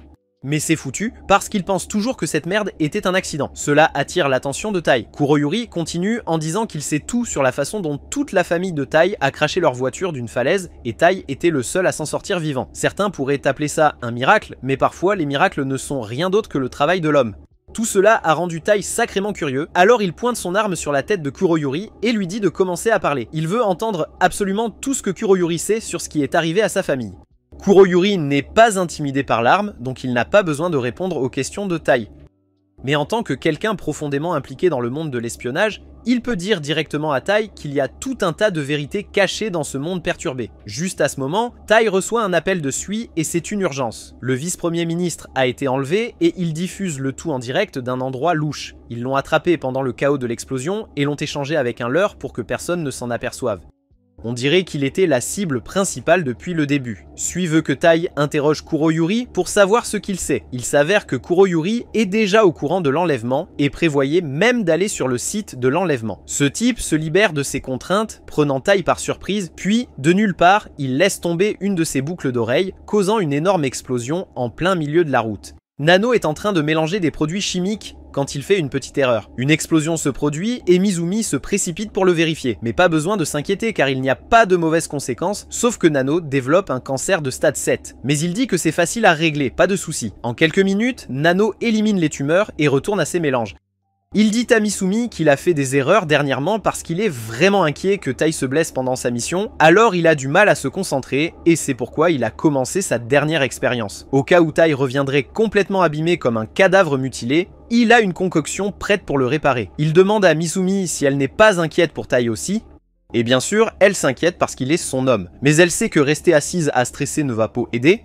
Donc tout ce qu'elle peut faire, c'est préparer un super festin pour célébrer son retour. Elle a peut-être un peu exagéré avec la cuisine, mais elle sait que Tai va adorer quand il passera la porte. Mais en y réfléchissant, la maison a été super calme dernièrement. Alors elle demande à Nano ce que tout le monde fait. Nano explique qu'ils sont tous en train de planer aussi. Alors Kengo s'active pour faire un masque pour Tai, au cas où son visage se ferait abîmer pendant la mission. Shin est occupé à exposer tous les détracteurs critiquant Tai sur internet. Et mince, Shinzo n'a cessé de pleurer à chaudes larmes tout ce temps. Mais Hashiro et Futaba, ils ne bougent pas d'un pouce. Futaba pense que ça ne sert à rien de s'inquiéter pour Tai parce que ses compétences sont au top pour une mission comme celle-ci. Et Hashiro, eh bien, il n'a jamais accroché avec Tai dès le départ, donc il ne s'en fait pas. De retour dans la rue, Tai finit par sortir des décombres en tenant le conducteur. Et la seule chose à laquelle il pense en ce moment, c'est ce que Kuroyuri lui a révélé. Si c'est vrai que la mort de sa famille n'était pas un accident, alors qui est derrière tout ça ? Alors, Sui le contacte pour lui demander s'il va bien. Tai confirme qu'il s'en est sorti sain et sauf avec le chauffeur, mais Kuroyuri a réussi à s'échapper. Sui dit que ce n'est pas un problème parce qu'ils avaient vu cela venir de loin. Ils n'avaient pas informé Tai plus tôt, mais Kuroyuri n'est pas seulement un politicien fou, c'est un ancien espion connu sous le nom de Kuragao. À l'époque, il était une véritable légende. L'histoire officielle, c'est qu'il est mort il y a 6 ans. Mais comme Tao l'a découvert, il est toujours vivant et en pleine forme, sous le nouveau nom de Kuroyuri. Ils ont misé discrètement sur la sécurité pendant le transport, n'envoyant que Tai pour que Kuroyuri puisse s'éclipser et qu'il puisse découvrir quel est son véritable jeu. Et maintenant qu'ils savent qu'il se dirige là où ils retiennent en otage le vice-premier ministre, ils devraient pouvoir le suivre avec le GPS qu'ils ont planté. Il ne reste plus rien à faire pour Tai, alors Sui lui dit qu'il est libre de retourner au siège. Mais ce que Kuroyuri a révélé plus tôt ne lui convient toujours pas, alors il doit faire un choix. À l'endroit secret, Kuroyuri enlève le bandeau du vice-premier ministre, qui est en colère et confus par la situation. Kuroyuri lui dit de se détendre et de regarder la caméra puisque les médias doivent déjà être en plein émoi. Le vice-premier ministre est déçu car il a toujours pensé que Kuroyuri était un politicien bizarre avec ce costume de poulet, mais découvrir qu'il est un véritable terroriste est tout simplement déchirant. Il dit à Kuroyuri que faire un coup comme ça ne changera pas le jeu politique. Mais Kuroyuri n'en a rien à faire de la politique. Le député est tout confus, alors Kuroyuri décide finalement de retirer le reste de son déguisement et d'expliquer au député ce qui va se passer. Lorsqu'il enlève ses lunettes flashy, les yeux du député s'écarquillent car il reconnaît Kuragao. Mais cela ne devrait pas être possible car le député l'a vu mourir il y a des années. Maintenant que les présentations sont faites, Kuroyuri s'assoit et commence à s'adresser au public. Il ne va plus parler en tant que Kuroyuri, mais en tant que père qui a perdu son enfant. Dans sa quête de vengeance, il a éliminé plusieurs politiciens dans l'ombre. Mais comme le député est celui qui connaît toute l'histoire, Kurago pense qu'il serait approprié de le tuer en plein jour. Maintenant, l'entretien va commencer et Kuragao pointe une arme sur le député, lui donnant deux choix. Il peut soit avouer ses crimes à la télévision nationale et voir son image parfaite s'effondrer, soit refuser de dire la vérité et finir mort. Le député sourit parce qu'au fond, c'est un politicien et il ne dira rien, même si cela signifie prendre une balle dans la tête. Kuragao avait prévu cela, alors il se prépare à l'attaquer. Mais juste au dernier moment, la diffusion est interrompue. Tai, qui a réussi à retrouver Kuragao, tire sur le téléphone qui était utilisé comme caméra. Il pointe son arme sur Kuragao et lui dit de laisser partir le député. Mais Kuragawa ne le croit pas, car si Tai tire maintenant avec les balles électriques, le député est garanti d'être touché aussi. Donc il sait que Tai ne déclenchera pas le coup de feu. Kuragawa tire alors avec son arme, faisant tomber le pistolet de Tai de sa main. Mais à ce moment-là, il se souvient de l'entraînement brutal qu'il a reçu de Futaba et commence à avancer pour réduire la distance. Une fois qu'il est tout prêt, il attrape Kuragawa. Mais Kuragawa n'est pas idiot. Il reconnaît ce mouvement de Jujitsu des Yakuza et sait exactement comment le contrer. Il est aussi au courant des fils d'acier spécial et de feu de carbone utilisés par la famille Yakuza, alors il s'empare des fils de Tai pour lui-même. Tai est tout confus, se demandant comment diable Kuragawa connaît si bien les techniques secrètes de la famille Yakuza. Kuragawa explique que c'est naturel pour un espion comme lui d'être un pro de la collecte d'informations. Mais être un espion ne signifie que vous êtes bon pour recueillir des informations, rien de plus. Les vrais espions savent comment tirer le maximum d'avantages de ces informations. Tai demande pourquoi un espion comme Kuragawa irait jusqu'à devenir politicien juste pour tromper les gens, mais comme il l'a dit auparavant, Kuragawa s'en fiche de la politique. Il a traversé tous ses ennuis pour une seule raison, c'est pour se venger. Avec ses compétences en collecte et exploitation d'informations, Kuragawa était un espion précieux dans le monde politique. Un jour en particulier, juste après avoir terminé une mission, on lui a dit de se faire discret jusqu'à ce qu'il reçoive ses prochains ordres. Alors il rentre chez lui pour surprendre sa fille pour son anniversaire. Au début, sa fille le traite de bizarre parce qu'il porte un costume de poulet, mais elle plaisante juste avec lui. Elle sait qu'il l'a fait pour lui mettre un sourire au visage. Kuragawa était toujours pris dans ses voyages d'affaires, alors elle apprécie qu'il ait pris le temps de passer pour sa fête d'anniversaire. Elle est super excitée de passer la journée avec son papa, mais elle le prévient aussi de ne pas lui envoyer de cadeaux avant qu'il ne rentre à la maison, parce que ça gâcherait la surprise. Le problème, c'est que Kuragawa n'a jamais envoyé de cadeaux, et ça lui tombe dessus comme une tonne de briques, ça doit être une bombe. Mais c'est déjà trop tard, l'explosion se déclenche, et bien que Kuragawa parvienne à survivre, sa fille n'est pas aussi chanceuse. L'organisation pour laquelle il travaillait a obtenu ce qu'elle voulait de lui, alors ils ont essayé de l'effacer de la surface de la Terre. Kuragawa a éliminé des gens à gauche et à droite, donc il ne prétend pas être un saint, mais quand ils ont enlevé sa fille, il a juré de faire payer chaque personne impliquée pour ce qu'ils ont fait. C'est pourquoi il a simulé sa mort et s'est réinventé en tant que Kuroyuri, tout cela pour se rapprocher des autres politiciens qu'il vise à éliminer. Et maintenant, le député Shirasagi est le dernier en lice, mais son temps est compté. Tai essaie d'intervenir et d'empêcher Kuragawa d'appuyer sur la détente, mais il est repoussé par les triplés qui ne lui ont jamais vraiment tourné le dos. À ce stade, Kuragawa pense qu'il est clair comme de l'eau de roche que Tai n'a aucune chance contre les 4 d'entre eux, alors il dit à Tai de se retirer et de le laisser se venger. Tai sait ce que c'est que de voir sa famille lui être enlevée, donc Kuragawa ne veut pas avoir à lui faire du mal. Si Tai accepte de se retirer, Kuragawa est prêt à tout raconter sur ce qui est arrivé à sa famille. Tai comprend d'où vient Kuragawa parce qu'il a ressenti cette douleur aussi, et s'il y a un secret caché sur l'accident qui a pris sa famille, Tai veut le savoir aussi. Mais surtout, il ne peut laisser personne d'autre mourir, alors il ne peut pas laisser Kuragawa appuyer sur la gâchette. Juste à ce moment-là, Sui arrive, et d'un coup de sa lame, il tranche le sol en voyant lui-même et les triplés s'écraser en bas. Alors qu'il tombe, il dit à Tai qu'il s'occupera des triplés là-bas, alors il veut que Tai prenne soin de Kuragawa et s'assure que Shirasagi survive. Tai accepte et prépare sa lame pour affronter Kuragawa et le charge. Mais Kuragawa attrape sa main avant qu'il ne puisse porter un coup, et il sait tout de suite que cette lame a été fabriquée par Shinzo à cause de son design creux unique. Elle est faite spécifiquement pour charger le poison dans la pointe creuse. Alors, il l'essaie en poignardant Tai avec. En se basant sur la réaction de Tai, il devine que le poison est un relaxant musculaire concocté par Nano. Maintenant que Tai est immobilisé, Kuragawa lui donne un bon coup de poing, l'envoyant voler à travers le sol. Tai est laissé là, saignant et allongé sur le sol, tandis que Kuragawa se moque de lui pour avoir été si naïf de dire qu'il ne veut pas que quelqu'un meure. Parce que peu importe ce qu'il fait, quelqu'un finira toujours par mourir, comme la fille de Kurogao ou la famille de Tai. Pendant ce temps, à l'étage inférieur, Sui se prépare à affronter les triplés. Il voit donc qu'il maîtrise parfaitement l'épée, mais doute toujours qu'il puisse les gérer tous en même temps. Red est un expert en incendie criminel et en terreur. Bleu peut trancher à travers n'importe quoi avec les faisceaux d'eau à haute pression. Et jaune peut carrément griller les cerveaux avec de l'électricité et manipuler les données informatiques. Quand ces trois font équipe, ils deviennent carrément imparables. Soi les critique pour être arrogants et révéler toutes leurs techniques avant même que le combat ne commence. Mais comme ils ont révélé leurs techniques, ils pensent qu'il est juste qu'ils révèlent les siennes. Il leur fait savoir que la technique de base du Inijiku s'appelle marcher sur les fleurs. Il s'agit de se déplacer léger et absorbant en dépit du silence et de la résistance. Cela vous permet de vous déplacer très rapidement et presque sans être détecté. C'est une technique de base que n'importe qui peut apprendre, mais elle peut aussi être appliquée aux compétences à l'épée. Il est sûr qu'il peut les gérer tous les trois à la fois. Les triplés se préparent et combinent leur technique en une attaque massive dirigée droit sur Sui. Alors que cette énorme boule vole vers lui, Sui prépare son épée pour contrer et réussit une parade parfaite, abattant les trois jumeaux à la fois. Avec son travail terminé, il a hâte de revenir à Tai dès que possible parce qu'il sait que Tai ne tiendra pas longtemps contre Kurogao. Mais ensuite, il ressent une présence terrifiante qui approche derrière lui, il se retourne et brandit son épée, mais il n'y a rien là. Maintenant, il se demande ce qui vient de se passer. De retour avec Tai, Kurogao lui demande s'il ressent le désespoir profond qui accompagne la perte de sa famille.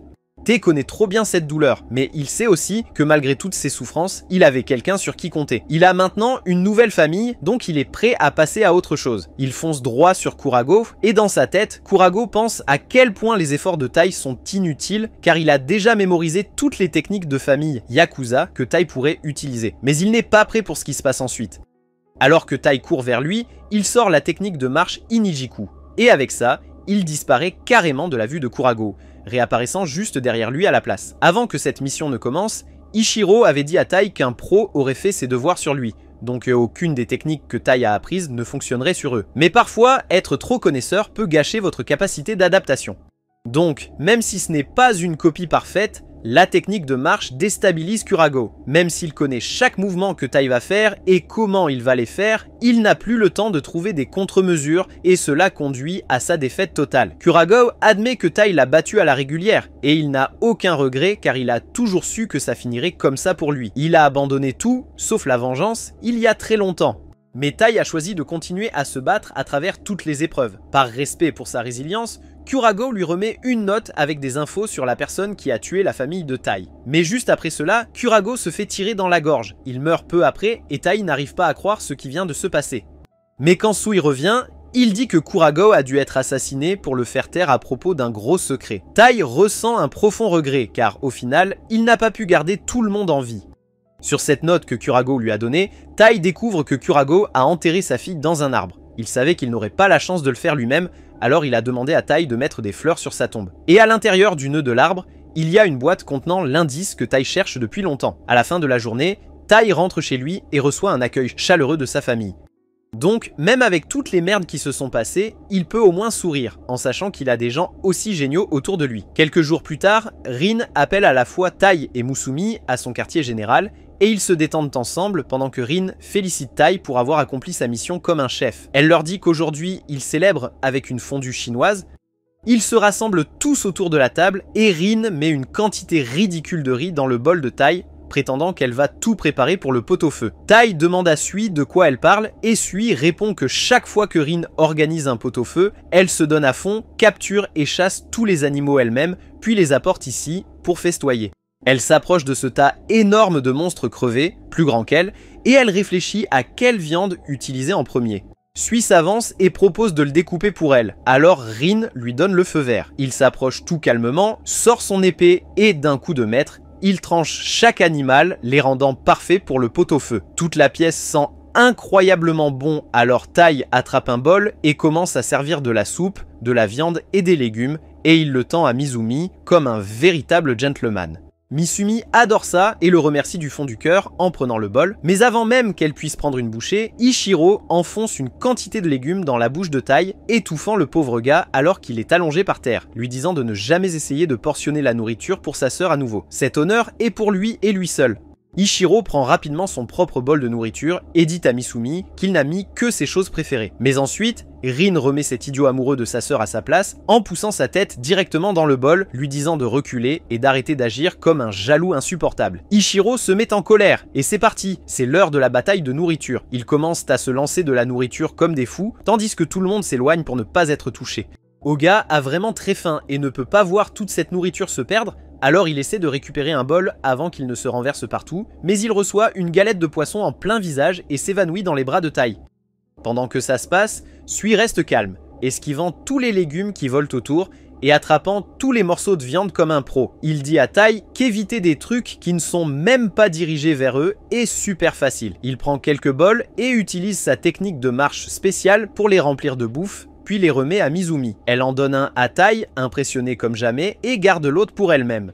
Sui avertit Tai d'être prudent avec la technique de marche, car cela pèse sur leurs os et peut les endommager de façon permanente. Avant même que Tai puisse réagir, un morceau de viande chaude le frappe au visage, et il commence à crier. Pendant ce temps, Sui choisit tranquillement ce qu'il veut manger, l'attrapant à la volée. Au bout d'un moment, ils mangent tous et remplissent leur ventre.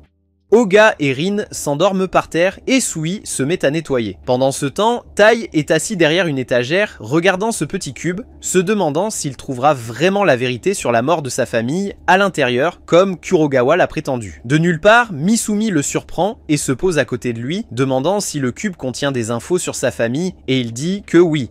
Alors, elle lui demande pourquoi il a l'air si stressé, et il lui dit que même s'il a immédiatement agi pour protéger le premier ministre de Kuragawa, il y avait un moment où il a pensé que s'il trouvait la personne qui a tué sa famille, il voudrait peut-être faire la même chose et faire de cela sa mission de vie de les éliminer. Cela ferait de lui quelqu'un comme Kuragawa, alors de quel droit peut-il le juger ?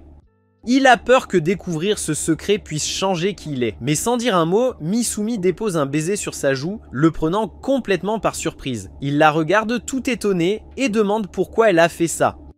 Elle sourit et dit qu'elle voulait juste lui offrir un peu de réconfort. Puis, il réalise que le cube s'est effectivement ouvert et une bille en est sortie. Tai attrape la bille, se demandant ce que c'est. Puis Ichiro débarque et prétend carrément que cette bille est un appareil spécial rempli d'informations optiques. Mais quand Tai le vérifie, il se rend compte qu'Ichiro a dû surprendre Misumi en train de l'embrasser, parce que du sang jaillit carrément des yeux d'Ichiro comme une foutue fontaine. Le mec est sur le point de transformer Tai en vapeur, mais heureusement, les étoiles font que Rin intervient, le saisit par derrière et dit à Tai de filer. Plus tard dans la journée, Tai et Misumi rentrent chez eux et Tai se sent complètement épuisé, son corps le pèse comme une tonne de briques. Soudain, il réalise que quelqu'un est littéralement assis sur sa tête et c'est nul autre que l'assassin Ayaka. Elle se tient là dans sa tenue de femme de chambre alors que Tai lui demande ce qu'elle fait là. Ayaka affirme que Misumi lui a demandé de rester ici et Misumi est tout à fait d'accord, disant qu'elle va être leur femme de ménage, s'occupant de toutes les tâches quotidiennes. Ayaka commence à se vanter autour de Tai, affirmant qu'elle connaît tout ce qui s'est passé et qu'elle est même au courant du disque optique qu'il a obtenu. Tai lui demande comment elle le sait, mais elle prétend être une espionne et savoir tout avant de le prendre dans sa poche. Tai essaie de le reprendre, mais elle entre ensuite, les yeux tout endormis, et prend la bille de la main d'Ayaka. Elle l'examine et dit qu'elle est non seulement très ancienne, mais aussi un peu abîmée. Elle dit à Tai qu'il va falloir un certain temps pour en extraire les données. Pendant ce temps, Misumi appelle Ayaka pour lui apprendre à faire un thé vraiment génial. Tai demande si c'est une bonne idée d'avoir un espion assassin dans leur maison. Mais Ayaka dit que ça va parce que la prime de Tai a énormément augmenté après sa dernière mission, et il devient super célèbre dans le monde souterrain. Cela signifie qu'il va y avoir beaucoup de tentatives d'assassinat et qu'il doit être prêt. Pour le garder affûté, Ayaka va essayer de l'éliminer chaque jour pendant qu'il esquive ses attaques. Elle commence à lui lancer des fourchettes de tous les côtés, tandis que Tai réfléchit à la vie qu'il va mener désormais. Plus tard dans la nuit, il est tellement épuisé par l'entraînement qu'il ne peut même pas bouger. Le mec s'assoit sur la table et Misumi propose de lui préparer du thé. Il apprécie l'offre mais dit qu'il doit d'abord prendre une douche. Il se dirige vers la salle de bain pour une douche rafraîchissante, mais ensuite Ayaka surgit de nulle part, le surprend et commence à prendre des photos de lui, disant que les espions doivent rester vigilants même quand ils sont vulnérables. Elle continue de cliquer jusqu'à ce qu'elle attrape une bouteille et asperge un truc acide qui brûle carrément les murs. Tai essaie de s'échapper en esquivant lorsque tout à coup, le système de défense de la maison s'active, électrocutant sévèrement Ayaka dans la baignoire. Personne ne l'avait vu venir. Elle avertit Tae de rester en arrière car cela le choquera aussi. Tae essaie de trouver comment la sauver, puis il casse le mur et trouve la prise principale. Sans même réfléchir, il saute dans la baignoire, attrape Ayaka et saisit l'alimentation avec son autre bras. Ayaka lui dit de la laisser tranquille, mais il continue d'essayer, réussissant à court-circuiter l'alimentation électrique et provoquant une sacrée explosion. Après tout ça, il se retrouve debout sur Ayaka par terre. Malheureusement, Ichiro entre et le surprend dans cette situation folle. Le gars attrape un ancien dispositif de torture car selon lui, aucun homme ne devrait même regarder une autre femme s'il est marié à Mizumi. Tae est comme « j'en ai marre ». Et il file tandis qu'Ichiro et Ayaka le poursuivent à poil à travers toute la maison. Quelques jours passent et Tae reprend ses missions habituelles. Un jour, il oublie son téléphone, mais quand Misumi essaie de le lui donner, elle voit une personne nommée Kaoryu l'appeler. Le mec arrache le téléphone de sa main, disant que ce n'est personne d'important, et raccroche directement avant de sortir. Misumi est toute confuse sur ce qui se passe, et puis Ayaka apparaît derrière elle, lui faisant une peur bleue. Ayaka est en larmes et affirme que ce sont des signes de trahison. Tae part tôt, revient tard, éteint parfois sa localisation pour que personne ne puisse le suivre, reçoit des appels d'inconnus, et l'évite carrément quand elle essaie de le suivre.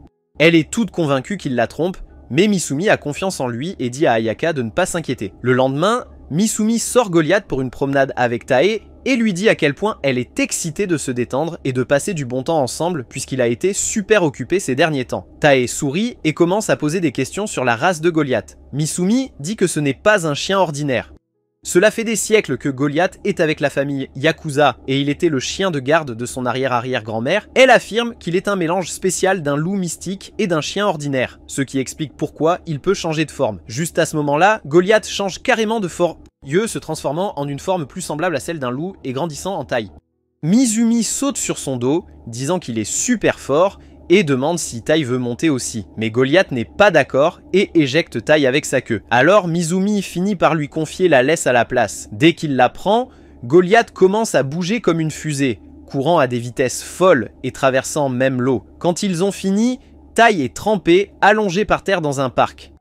Soudain, deux enfants arrivent pour voir Goliath, et Misumi va leur parler. Mais tout à coup, Goliath sent quelque chose de louche et une explosion retentit. Heureusement, Misumi sauve les enfants, tandis que Goliath la protège. Mais ensuite, il réalise que Tai a essayé de les sauver aussi et a pris l'explosion de plein fouet. Cela énerve Misumi, et elle dit à Goliath de renifler le coupable. Goliath s'en charge, et il renifle le détonateur et trace un itinéraire à travers la ville pour trouver d'où il vient. Il s'avère que c'est un loser qui fait des blagues nulles depuis le sous-sol de sa mère, essayant de se débarrasser de Mizumi. Le mec est assis là, fixant son ordinateur, choqué de voir qu'elle est encore en vie. Mais ensuite, Goliath défonce sa porte, entre en trombe et l'élimine en un instant. Plus tard dans la nuit, Tai reçoit un appel et il le cache carrément, agissant de façon louche et disant qu'il doit rentrer chez lui. Misumi ne le presse pas de questions et dit à Goliath de les ramener. Mais à leur surprise, cette fois Goliath laisse vraiment Tai monter sur son dos alors qu'ils rentrent chez eux. Quand ils reviennent, Ayaka attaque directement Tai, l'accusant de tricherie. Et puis Ichiro intervient pour le torturer aussi. Mais avant qu'il ne puisse faire de dégâts, deux personnes entrent, prétendant être des espions du gouvernement, et disent qu'il y a eu un gros malentendu. Il s'avère que le nom du vieil homme est Kaoru. Kaoru sort ses feuilles de thé noir sucré spécial que Tai essayait d'obtenir. Il explique que Tai essayait juste de se procurer les feuilles de thé préférées d'Ichiro, qui sont super difficiles à trouver. Tai est allé dans toutes sortes de missions pour obtenir les ingrédients, mais il voulait garder ça discret. Ichiro n'arrive pas à croire que Tai, le mec avec qui il a eu tant de conflits, ferait quelque chose comme ça pour lui. Il est presque en train de s'étouffer de honte. Plus tard dans la soirée, ils s'assoient tous pour profiter d'un thé génial tout en discutant des plans futurs pour la famille Yakuza. Quelques jours plus tard, Futaba fait subir à Tai un entraînement fou pour ses réflexes. Elle sort un foutu canon de Gatling, tirant des balles de baseball sur elle, et le pauvre gars a du mal à toutes les esquiver en essayant de courir comme un fou. Après cette séance épuisante, il rentre enfin chez lui. Quand il arrive, il trouve Misumi en train de regarder un vieux livre d'images. La photo montre tout le monde ayant l'air super jeune.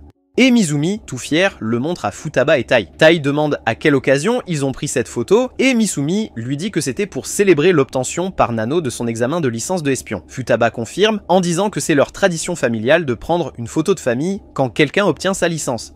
Maintenant, Tai est curieux à propos de cette histoire de licence d'espion et les filles le regardent comme s'il avait perdu la tête. Alors Futaba boit une gorgée de thé et lui explique qu'une licence d'espion est comme une carte de membre de l'association des espions. Cette association a été formée il y a longtemps, au XXe siècle, par un groupe d'espions qui veillaient les uns sur les autres. Ils organisent des examens chaque année et ceux qui réussissent obtiennent la licence d'espion. Futaba montre son permis doré, le plus haut niveau que l'on peut obtenir. Elle dit à Tai qu'une fois que tu as ce permis, tu peux obtenir des informations et des références d'emploi de l'association, ainsi que d'autres avantages. Tout le monde commence au niveau bronze, mais en passant des examens d'avancement, vous pouvez monter de niveau. En montant de niveau, les missions que vous obtenez deviennent plus difficiles, mais les récompenses s'améliorent aussi. Tai pense qu'il veut passer l'examen de licence aussi, et Futaba dit qu'il devrait y aller. Juste à ce moment, Ichiro apparaît et il entend la conversation. Il dit à Tai que tout va bien, qu'il est impatient de participer à l'examen. Mais il lui rappelle aussi que tout le monde dans la famille l'a réussi du premier coup. Il avertit Tai que s'il ne réussit pas cette épreuve du premier coup, les choses vont vraiment mal tourner. Alors il commence à le poursuivre, mettant la pression. Mais ensuite, ils entendent Tayaka crier à plein poumon et ils la trouvent en train de pleurer et de s'excuser auprès de Shen dans sa chambre. Tout le monde demande ce qui s'est passé et Shen dit que ce n'est pas grave. Ayaka jouait avec des câbles pendant qu'elle travaillait sur un programme et cela a causé un bug. Soudain, l'écran géant devant elle s'allume et une scène d'horreur flippante d'un film commence à se dérouler. Tai flippe complètement quand il voit cette scène d'horreur apparaître à l'écran. Le mec se demande quel genre de bug pourrait mener à ce bordel. Mais attendez, juste une seconde plus tard, Misumi et Shen comprennent ce qui se passe. Futaba est terrifiée, figée comme une statue, et ses frères et sœurs ne font que soupirer en l'aidant. Elle tremble de tout son corps et s'emmitoufle dans une couverture, et Misumi révèle qu'elle a très peur des fantômes parce que ses pouvoirs ne fonctionnent pas sur eux. Shen commence à parler de la façon dont Futaba a autrefois détruit une maison hantée. Misumi tapote la tête de sa sœur, disant qu'elle va retrouver son état normal après un peu de repos. Alors ils doivent la surveiller jusqu'à ce moment. Mais bon sang, c'est plus facile à dire qu'à faire parce que Futaba a peur de tout et de rien. Petit bruit, grimpant sur la fichue tête de Miss Yumi, tandis que le vent secouait les fenêtres. Shen en profite pour mentionner les prétendus phénomènes paranormaux qui se passent dans la maison ces derniers temps, parce que Goliath agit de manière étrange. Et cela effraie encore plus Futaba. Alors Mademoiselle Yumi doit intervenir avant que Futaba ne s'arrache tous ses foutus cheveux. Après cela, Futaba devient un vrai bébé collant, s'accrochant à Mademoiselle Yumi tout le temps et ayant besoin de ses frères et sœurs autour d'elle. Elle a même demandé à Shen de l'accompagner aux fichues toilettes. Alors qu'ils sont sur le point de regarder un programme d'horreur à la télévision, Shinso se met à danser et tire sur la télécommande pour changer ce truc. Kingo essaie de faire des blagues à Futaba, mais tout le monde le fait taire très rapidement. Après s'être occupé de Futaba toute la journée, Mademoiselle Yumi se met au lit avec elle et demande à Tai de monter la garde pour qu'elle puisse dormir paisiblement. Futaba tremble encore, alors Mademoiselle Yumi décide de lire son histoire préférée pour s'endormir. Cette histoire est une version moderne d'un célèbre conte folklorique japonais. Elle commence par une guerre intense entre des démons armés et des humains sans fin en vue. Un jour, une vieille dame trouve un garçon dans une rivière et le recueille. Dès que Miss Yumi arrive à cette partie, elle s'évanouit et Tai doit prendre le relais. Il lit l'histoire du garçon qui devient le dernier espoir de l'humanité, finissant par tuer son meilleur ami démon lors de la bataille finale. Tai est super gêné à cause de cette histoire, mais ensuite, Futabe commence à applaudir. Elle est de retour à la normale maintenant et s'est excusée auprès de Tai pour lui avoir montré son côté faible. Te essaie de dire à Futaba que ce n'est pas grave, mais elle commence à parler de comment sa mère lui lisait cette histoire autrefois. Elle était intrépide et tout, mais après la mort de sa mère, elle a commencé à craindre que peu importe ses efforts, les choses auxquelles elle tenait lui soient arrachées. Futaba dit qu'elle se sent comme une ratée en tant qu'aînée de la famille Yakuza, car au lieu de protéger ses frères et sœurs, elle a besoin d'être protégée comme ça. Elle s'ouvre à propos de ses insécurités, puis remercie Tai de l'écouter, et il lui dit qu'il connaît la terreur de perdre les gens proches de lui. Mais il dit que la peur de les perdre est ce qui le pousse à devenir plus fort pour pouvoir les protéger. Futaba rit juste de lui et lui dit d'aller dans sa chambre, car il est déjà bien trop tard. Elle le remercie à nouveau et lui souhaite bonne chance pour son examen de permis. Te quitte la pièce avec cela et Futaba caresse doucement Mademoiselle Yumi en la couvrant d'une couverture. Avançons rapidement jusqu'au jour de l'examen de licence d'espion. Te et les autres concurrents doivent commencer par courir avec des poids très lourds attachés à leurs pieds. Miss Yumi regarde tout depuis la zone d'attente, encourageant Tai. Et le gars surprend tout le monde et prend la première place dans la course. Tout le monde est impressionné par le débutant de la famille Yakuza, mais certains ont l'air très contrariés. Plus tard, Tai mange des onigiri préparés par Mademoiselle Yumi qui lui dit de bien se reposer avant son prochain test. Ce type avec la crête qu'il a battu à la dernière course les observait depuis le coin. Le type complotait pour abattre Tai à ce moment-là pour réclamer sa récompense, et il vient vers lui avec une dague pointée droit sur lui. Mais avant qu'il puisse atteindre Tai, une forte rafale de vent le balaie, et un autre concurrent lui dit que les combats entre les concurrents ne sont pas autorisés. Mohawk insulte un mec nommé Oshi, mais il remarque que son couteau est cassé, alors il se dépêche de partir en courant. Tai remercie Oshi qui lui dit que ce n'est rien car il protégeait simplement ceux qu'il aime. Oshi retire un grain de riz de son visage et le mange tout en racontant des saloperies à Tai. Et Tai ne perd pas de temps à mettre son arme directement sur sa tête et à dire à Mademoiselle Yumi de faire attention à ce foutu pervers. Oshi dit clairement à Tai qu'il n'a pas besoin de foutu pistolet parce qu'il l'a déjà frappé en plein cœur, et cela effraie encore plus Tai. Mais attends, Mademoiselle Yumi semblait reconnaître Oshi. Mademoiselle Yumi est furieuse, disant à ce dragueur universel de lâcher son mec. Mais Oshi dit qu'il est d'accord pour être aussi l'amant. Comme quoi, le mec attrape le visage de Tai et commence à prendre des photos en gros plan. Et il a même fait fabriquer une petite poupée de Tai avec ses vêtements usagés et des cheveux de ses sites de mission. Tai est carrément effrayé maintenant. Mais ensuite, ils annoncent le prochain test et Oshi lui attrape la main et l'entraîne. Ensuite, ils doivent se libérer des chaînes sous l'eau et Tai s'y débrouille comme si de rien n'était. Oshi est juste là au prochain aquarium, lui disant qu'il est sacrément beau tout mouillé. Ensuite, ils se lancent dans une partie de cache-cache avec de gros bourreaux à leur trousse et Oshi parvient à retrouver Tai dans le lot et lui fait un câlin bien serré. Cela fait paniquer Tai et à cause de cela, il attire l'attention des bourreaux. Le prochain défi est de désamorcer une bombe et Tai s'en occupe avec du temps en réserve. Mais Oshi traîne toujours, le harcelant comme un sacré moustique.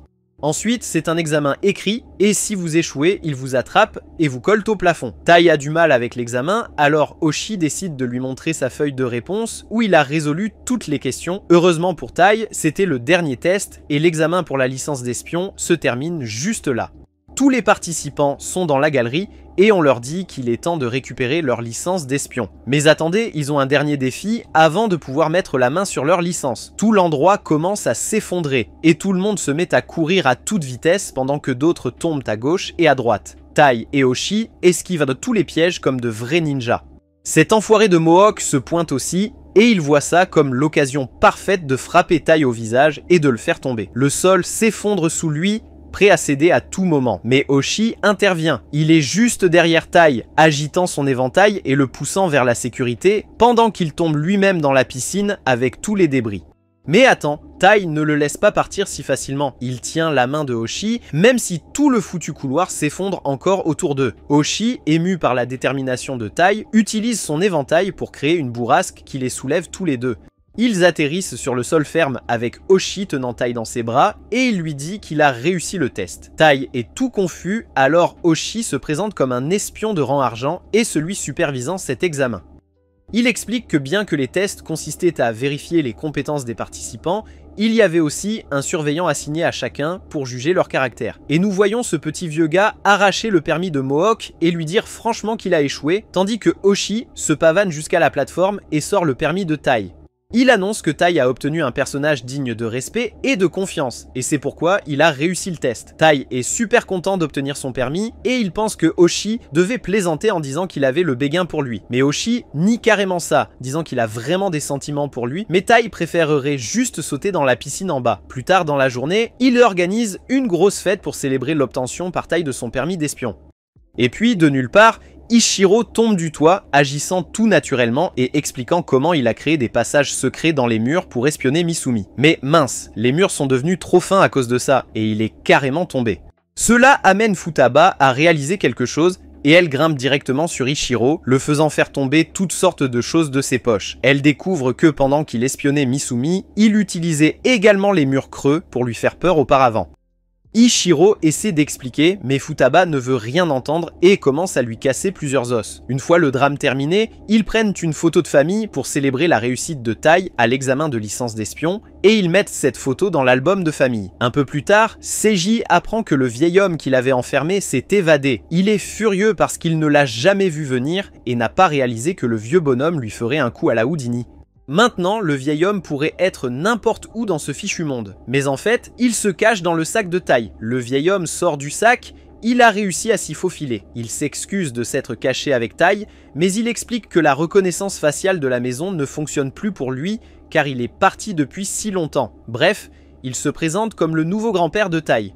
Mais Tai ne prêtait pas vraiment attention et sort directement son arme sur le vieil homme. Après un tas de coups de feu, Mizumi intervient et résout tout le malentendu. Tai s'excuse de s'être affolé plus tôt, mais Mizumi ne lui en veut pas parce que n'importe qui paniquerait si un vieil homme étrange sortait de leur sac. Elle présente de nouveau Tai et lui dit que le vieil homme est son grand-père, Ban. Ayaka arrive et tend une serviette à Ban pour qu'il puisse se rafraîchir. La première chose que fait Ban quand il voit Ayaka, c'est de commencer à lui faire des compliments, lui disant à quel point elle est jolie et essayant de l'inviter à sortir. Et étant donné qu'Ayaka n'a que 16 ans, il n'est pas surprenant qu'il ait été enfermé au début. Ban se reprend en main et va voir Tai pour le féliciter pour son temps de réaction rapide avec l'arme à feu. Alors, il obtient la preuve qu'il est le mari de Mizumi et est content d'avoir fait le voyage. Ensuite, il propose directement à Tai une grosse liasse d'argent en cadeau de mariage. Mizumi demande si Ban est vraiment venu jusqu'ici juste pour les féliciter de s'être mariés. Ban dit « Bien sûr, parce quel grand-père ne voudrait pas voir son petit enfant se marier. En fait, il voulait venir plus tôt, mais certaines choses l'ont retenu. Mais maintenant qu'il est là, il veut emmener Tai pour une aventure grand-père-petit-fils. Alors il attrape Tai et commence à se diriger vers la porte. Mais avant qu'il ne puisse partir, le fil d'Eshirao attrape Ban. Purée, Ban est carrément choqué de voir Eshiro ici, parce que ce type était censé être à l'étranger pour une mission secrète ou un truc comme ça. Il a reçu un appel de la police pour arrêter ce détenu évadé Ban Yakuza et maintenant il est de retour. Ban commence à râler sur le fait qu'Ichiro exagère les choses. Il explique qu'il vient d'être mis dans une prison de haute sécurité dans le cadre d'une mission secrète, donc il veut juste ajouter un peu de fun avant de revenir. Mais Ichiro n'est pas d'accord. Il sait que la langue de Ban est aussi incontrôlable qu'un canon fou, et qu'il divulguerait ses secrets nationaux sans réfléchir juste pour impressionner les dames. Donc, au nom de la sécurité nationale, Ichiro interdit carrément à Ban de quitter la maison. Il explique, c'était cool de te revoir, mais tes petites vacances sont terminées. Retourne en prison tranquillement ou ça va vraiment mal tourner. Ban trouve ça hilarant parce qu'il pense qu'il est invincible. Ban trouve drôle qu'Ichiro pense qu'il peut vraiment l'empêcher d'aller où il veut alors qu'il est le membre vivant le plus âgé et le plus expérimenté de la famille Yakuza. Il défie Ichiro d'essayer de l'arrêter, et puis bam, il s'échappe comme un ninja rusé, lance une bombe fumigène pour semer le chaos et disparaît dans les airs. Quand la fumée se dissipe, Ban est déjà parti, et il a emmené Tai avec lui. Ichiro reçoit un appel de Seiji, et Ichiro lui dit que Ben a réussi à lui échapper, mais il a bien emmené Tai avec lui. Alors, il obtiendra le remplacement pour lui et l'enverra à Seiji. Pendant ce temps, Goliath arrive sur Mizumi avec une photo vieille comme le monde. Et il s'y passe des trucs juteux. Après cette nuit folle, Ichiro appelle Tai au téléphone et lui raconte la vraie histoire sur Ban. Il s'avère que ce gars est un espion légendaire avec des compétences incroyables de contorsion. Il peut déboîter ses articulations comme si de rien n'était et s'échapper de n'importe quel fichu endroit. Il a plein de secrets accumulés durant toutes ces années dans le milieu, donc il y a une armée de gens qui veulent mettre la main dessus. Si Tai doit être un peu brutal pour l'arrêter, pas de problème. Mais il ferait mieux de s'assurer sacrément qu'il attrape Ban avant que les choses ne deviennent folles. Tai est prêt à arrêter Ban, alors Ichiro demande ce que Ban fait actuellement. Il s'avère qu'il flirte carrément avec un groupe de dames et qu'il commence à révéler des secrets d'état pour les impressionner comme si de rien n'était. Tai essaie de le faire taire en lui couvrant la bouche, mais Ban lui échappe et s'en va. Alors Ban dit à Tai qu'il est bien trop jeune pour attraper un pro comme lui. Mais Ban remarque que Tai a un coup d'avance car il a déjà collé Ban à une chaise. Maintenant Ban est complètement coincé, ou du moins il le serait s'il n'était pas totalement à l'aise en train de se détendre en sous-vêtements. Il dit à Tai qu'il a beaucoup à apprendre s'il veut un jour mettre la main sur lui. Mais il est le bienvenu pour essayer autant qu'il le veut. Après plusieurs tentatives infructueuses, Tai finit par jeter l'éponge et accepte qu'il n'attrapera pas Ban. Mais il se demande toujours pourquoi Ban s'est donné tant de mal à s'évader de prison si ce n'était qu'une mission secrète. Il aurait pu attendre que la mission soit terminée, mais il s'avère qu'aujourd'hui est un jour spécial pour Ban, même s'il doute que Tai comprenne pourquoi c'est significatif pour lui. Puis le barman arrive et reconnaît Ban de quelques années auparavant. Alors il lui offre de son alcool préféré. Ban est ravi parce que c'était aussi la boisson préférée de sa femme. Il offre donc un verre à Tai, mais Tai refuse car il est encore trop jeune pour boire. Ban commence à se plaindre que Tai est trop strict avec les règles et qu'à ce rythme, il n'aura jamais de arrière-petits-enfants de lui. Tai recrache sa boisson sous le choc. Mais Ban est très sérieux à propos de ses arrière-petits-enfants. Il dit donc qu'il racontera à Tai comment il a dragué sa femme à l'époque. Tai ne veut pas l'entendre, mais Ban continue de parler quand même. Il commence par parler de la beauté et de la joie de vivre de sa femme. Avant de la rencontrer, Ban se fichait de tout, du monde et même de lui-même, mais tout a changé quand il l'a rencontrée. Elle était la première personne dont Ban se souciait vraiment, et elle voulait qu'il prenne soin de lui autant qu'il le faisait pour elle. Ban dit qu'elle était une femme incroyable, bien trop bien pour un gars comme lui. Il a l'impression que Tai peut se retrouver dans son histoire. C'est pourquoi il voulait la partager en tant que quelqu'un qui a également épousé une famille Yakuza. L'amour peut être infini, mais ta vie finira un jour. Donc Ban veut que Tai chérisse chaque moment pour qu'il ne regrette rien du tout. Tout ce qu'il veut, c'est que Tai et Misumi soient heureux comme pas possible. Alors Tae lui dit de ne pas s'inquiéter parce que Mizumi le rend déjà plus heureux qu'il ne l'a jamais été, et il va tout faire pour s'assurer que Misumi ressente la même chose pour lui. Ban est ravi d'entendre ça et dit qu'il emmènera Tae dans un autre bar avec un service encore meilleur pour lui faire passer un super moment. Mais soudain, cette vieille dame entre dans le bar, et avant que Ban ne la voie, elle lui passe des menottes au poignet. La vieille dame avertit Ban que s'il essaie de les enlever, elles exploseront. Alors il ferait mieux de faire attention s'il ne veut pas faire sauter la main de sa femme aussi. Misumi arrive enfin et s'excuse auprès de Tai pour son retard. Elle présente la vieille dame comme sa grand-mère Keiko. Et l'esprit de Tai est époustouflé car il pensait que Keiko était morte ou quelque chose comme ça d'après la façon dont Ban parlait. Ban commence à enlacer Keiko et lui propose carrément un rendez-vous, affirmant qu'il a pris la peine de demander conseil aux dames ici pour trouver le cadeau parfait pour elle, et il a même obtenu son vin préféré. Mais bon, même si Keiko adorerait un rendez-vous d'anniversaire, ils ont tous les deux encore beaucoup de travail à gérer. Alors, elle demande à Ban de retourner en prison et de continuer son travail sous couverture. Finalement, Ban accepte de revenir et Tai comprend enfin pourquoi il s'est donné tant de mal pour s'échapper, car c'était son anniversaire avec Keiko. Même Misumi avait complètement oublié jusqu'à ce que Goliath lui montre cette photo plus tôt. Et bien que Tae pense toujours que Ban a été imprudent en causant autant de problèmes, il comprend ce désir de vouloir être proche de l'être aimé. Misumi écoutait la conversation de Tae avec Ban et a tout entendu sur la façon dont Tae a dit qu'il ne regrettait absolument pas de l'avoir épousée et que c'est la plus belle chose qui lui soit arrivée. Et elle ressent la même chose. Pendant le trajet en voiture, Ban raconte à Keiko comment Misumi a trouvé un mari incroyable. Keiko est d'accord, tout comme elle sait qu'elle a une chance folle d'être mariée à Ban aussi.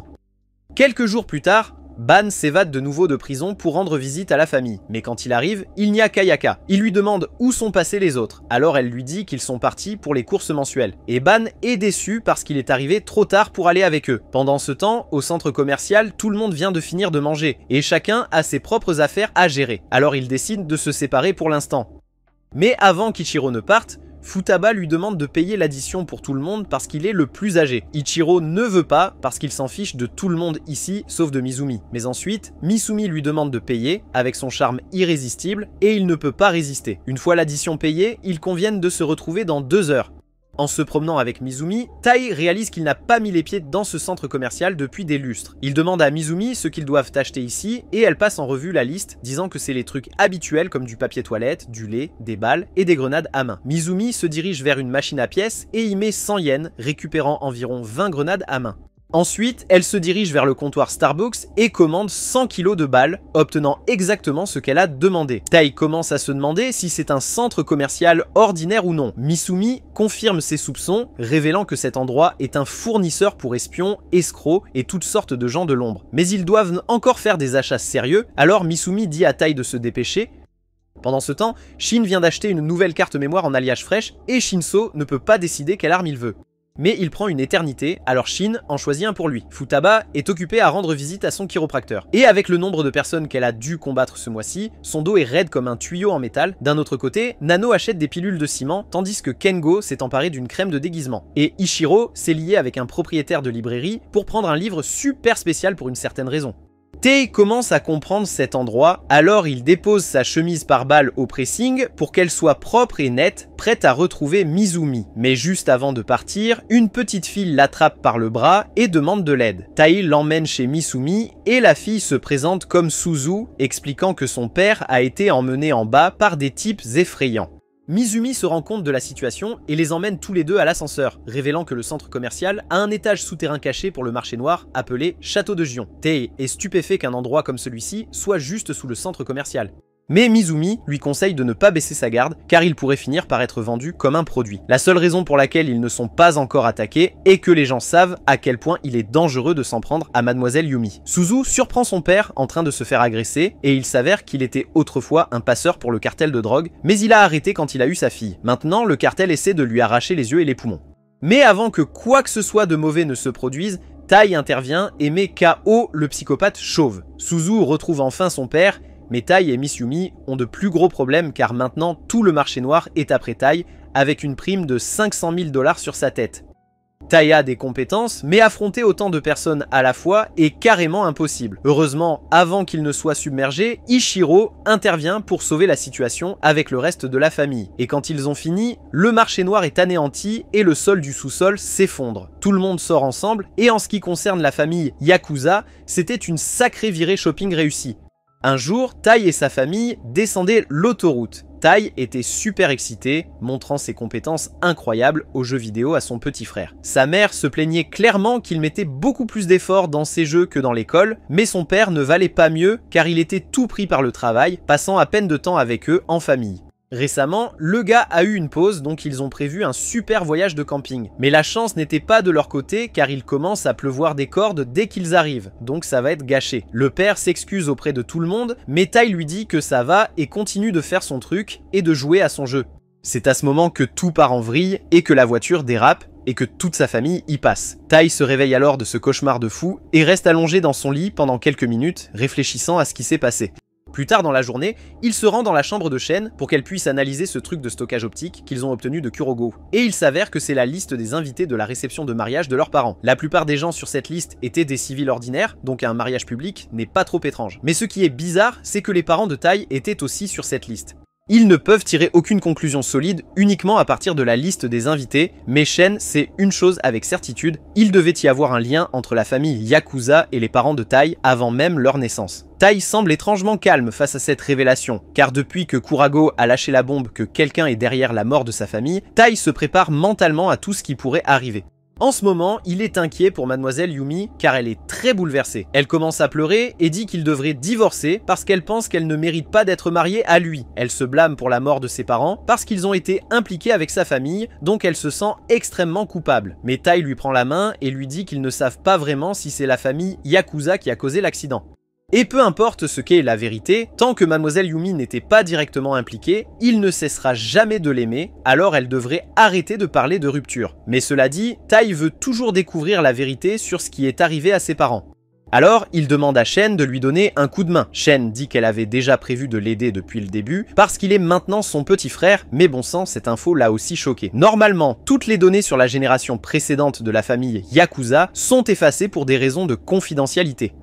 Donc le fait que cette liste existe encore signifie que le monde criminel doit être impliqué d'une certaine manière. Ils n'ont pas d'autres pistes, donc Shen pense qu'il vaut la peine de frapper l'endroit où toutes les infos se retrouvent, la bibliothèque des morts. Tai suit Shen et se dirige vers le parc. Il repère une plaque d'égout en plein milieu du sol. Il descend et Shen lui explique que la bibliothèque des morts est une organisation privée parrainée par l'association des espions. Alors les infos là-bas sont bonnes. Et peut-être, juste peut-être, qu'il peut enfin découvrir pourquoi diable ses parents sont morts. Mais Shen lui rappelle de faire attention, car des endroits comme celui-ci sont toujours un fichu défi. En entrant, Tai aperçoit un type en train de lire un livre et de rire. Mais soudain, la bibliothécaire le poignarde directement à travers la tête. Cette fille, Mei, prend la politique du silence très au sérieux. Tai est soulagé de ne pas avoir fait de bruit par accident et Chien lui dit que la bibliothécaire s'appelle Mei et qu'elle ne supporte absolument pas que quiconque perturbe son territoire. Les pénalités dépendent du niveau de bruit que vous faites. Éternue et elle te tuera probablement directement. Mais si tu fais juste du bruit et es agaçant, elle te cassera probablement quelques bras. Mei est une espionne de rang argent, donc Tai n'a aucune chance dans un combat direct. Sa meilleure chance est de l'esquiver comme un fou, mais ça va être un vrai casse-tête parce qu'elle patrouille silencieusement dans la bibliothèque. Tant que Tai garde sa bouche fermée, il devrait être tranquille. Même son écouteur est un risque, alors Chien baisse le volume autant qu'elle le peut. Tai se faufile dans la bibliothèque et voit Mei éliminer un pauvre gars juste parce qu'elle n'aime pas sa tête, et ce n'est vraiment pas juste du tout. Tai continue de chercher dans la bibliothèque et de plus en plus de gens se font tuer pour le moindre bruit, Tai laisse accidentellement tomber un livre et cela aurait pu le tuer. Heureusement, il le rattrape avant qu'il ne fasse du bruit et tout le monde pousse un soupir de soulagement. Tai continue à chercher, mais l'organisation de cet endroit est un vrai désordre. Il a du mal à comprendre où se trouve quelque chose. Finalement, il trouve le dossier contenant tous les dossiers civils des 10 dernières années, et à l'intérieur, il repère le dossier de son père. Mais mince, le fichier ne donne aucune info utile à Tai. Il est en colère parce qu'il a risqué sa vie pour rien, mais ensuite, il se rend compte qu'il y a une fente dans le livre pour le dispositif de stockage optique. Il le sort et l'insère dans le trou, et une fois qu'il le fait, les pages du livre subissent une transformation incroyable et révèlent un fichier disant que la famille de Tai a été anéantie par Tampopo. Mais ensuite, ça part en vrille, parce que le livre commence à s'auto-détruire, et en quelques secondes, il explose carrément. Le bruit était assourdissant, alors Chien prévient que Mei va certainement venir après lui maintenant, et Tai ferait mieux de se baisser pour l'éviter. Tai parvient à esquiver la première attaque de Mei, et avec l'aide de Chien, il envoie une décharge électrique sur une prise, plongeant toute la foutue bibliothèque dans le noir. À couvert, Chien dit à Tai de se bouger et de filer, mais alors qu'il essaie de s'échapper, Mei le rattrape, car même dans l'obscurité, elle peut le suivre rien qu'au bruit de ses mouvements. Elle va adorer le déchirer, alors elle se précipite vers lui. En même temps, Chien dit à Tai de faire demi-tour et de s'enfuir dans un couloir voisin. Alors, Misumi a une idée de génie. Elle dit à Tai d'enlever son oreillette et de la pointer vers Mei. Et quand il le fait, elle augmente le volume au maximum et crie dans le micro, mettant Mei KO. Misumi a compris que Mei devait être hyper sensible au son, c'est pourquoi même le moindre bruit l'énerve énormément. L'écouteur de haute qualité de Chien submerge ses oreilles et la fait s'évanouir. À part avoir failli passer l'arme à gauche, Tai parvient à obtenir un indice sur qui a tué ses parents. Alors plus tard, il va voir Ichiro pour obtenir de l'aide pour retrouver Tampopo. Mais bon sang, Ichiro en profite pour infliger une douleur sérieuse à Tai. Tandis que Tai est tout attaché, Ichiro révèle qu'il a entendu parler de Tampopo avant, et ce n'est pas seulement la famille de Tai qu'ils ont éliminé. Ils ont aussi tué la mère de Misumi. Ichiro a utilisé toutes les ressources disponibles de la famille Yakuza pour les retrouver, mais il n'a toujours aucune piste. Tout ce qu'il sait, c'est qu'ils sont une organisation puissante ciblant Misumi, et que tous leurs membres portent des tatouages de pissenlit sur leurs mains.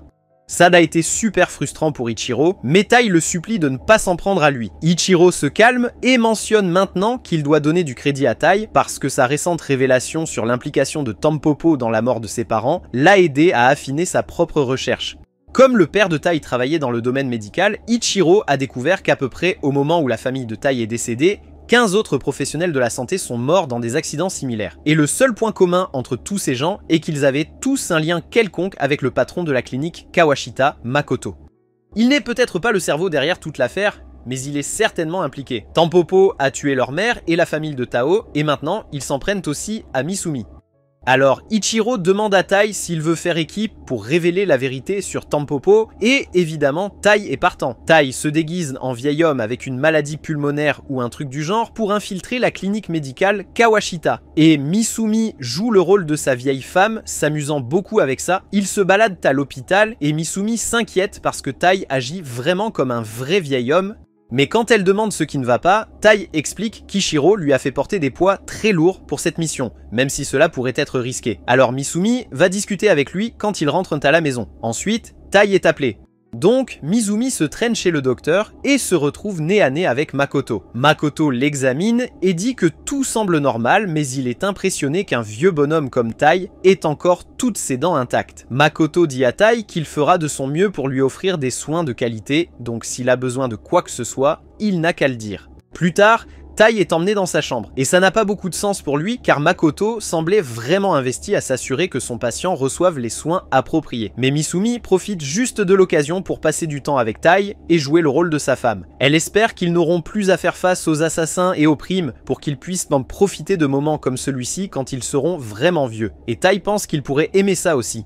Plus tard cette nuit-là, Makoto termine sa journée de travail et rentre chez lui. Alors Tai passe à l'action et se prépare à s'introduire dans le bureau de Makoto. Une fois à l'intérieur, il vérifie l'ordinateur. Et bien que cela ressemble à un ordinateur tout à fait normal, il a un tas de dossiers vides qui semblent très suspects, un historique de navigation impeccable et des systèmes de sécurité qui sont excessivement sophistiqués.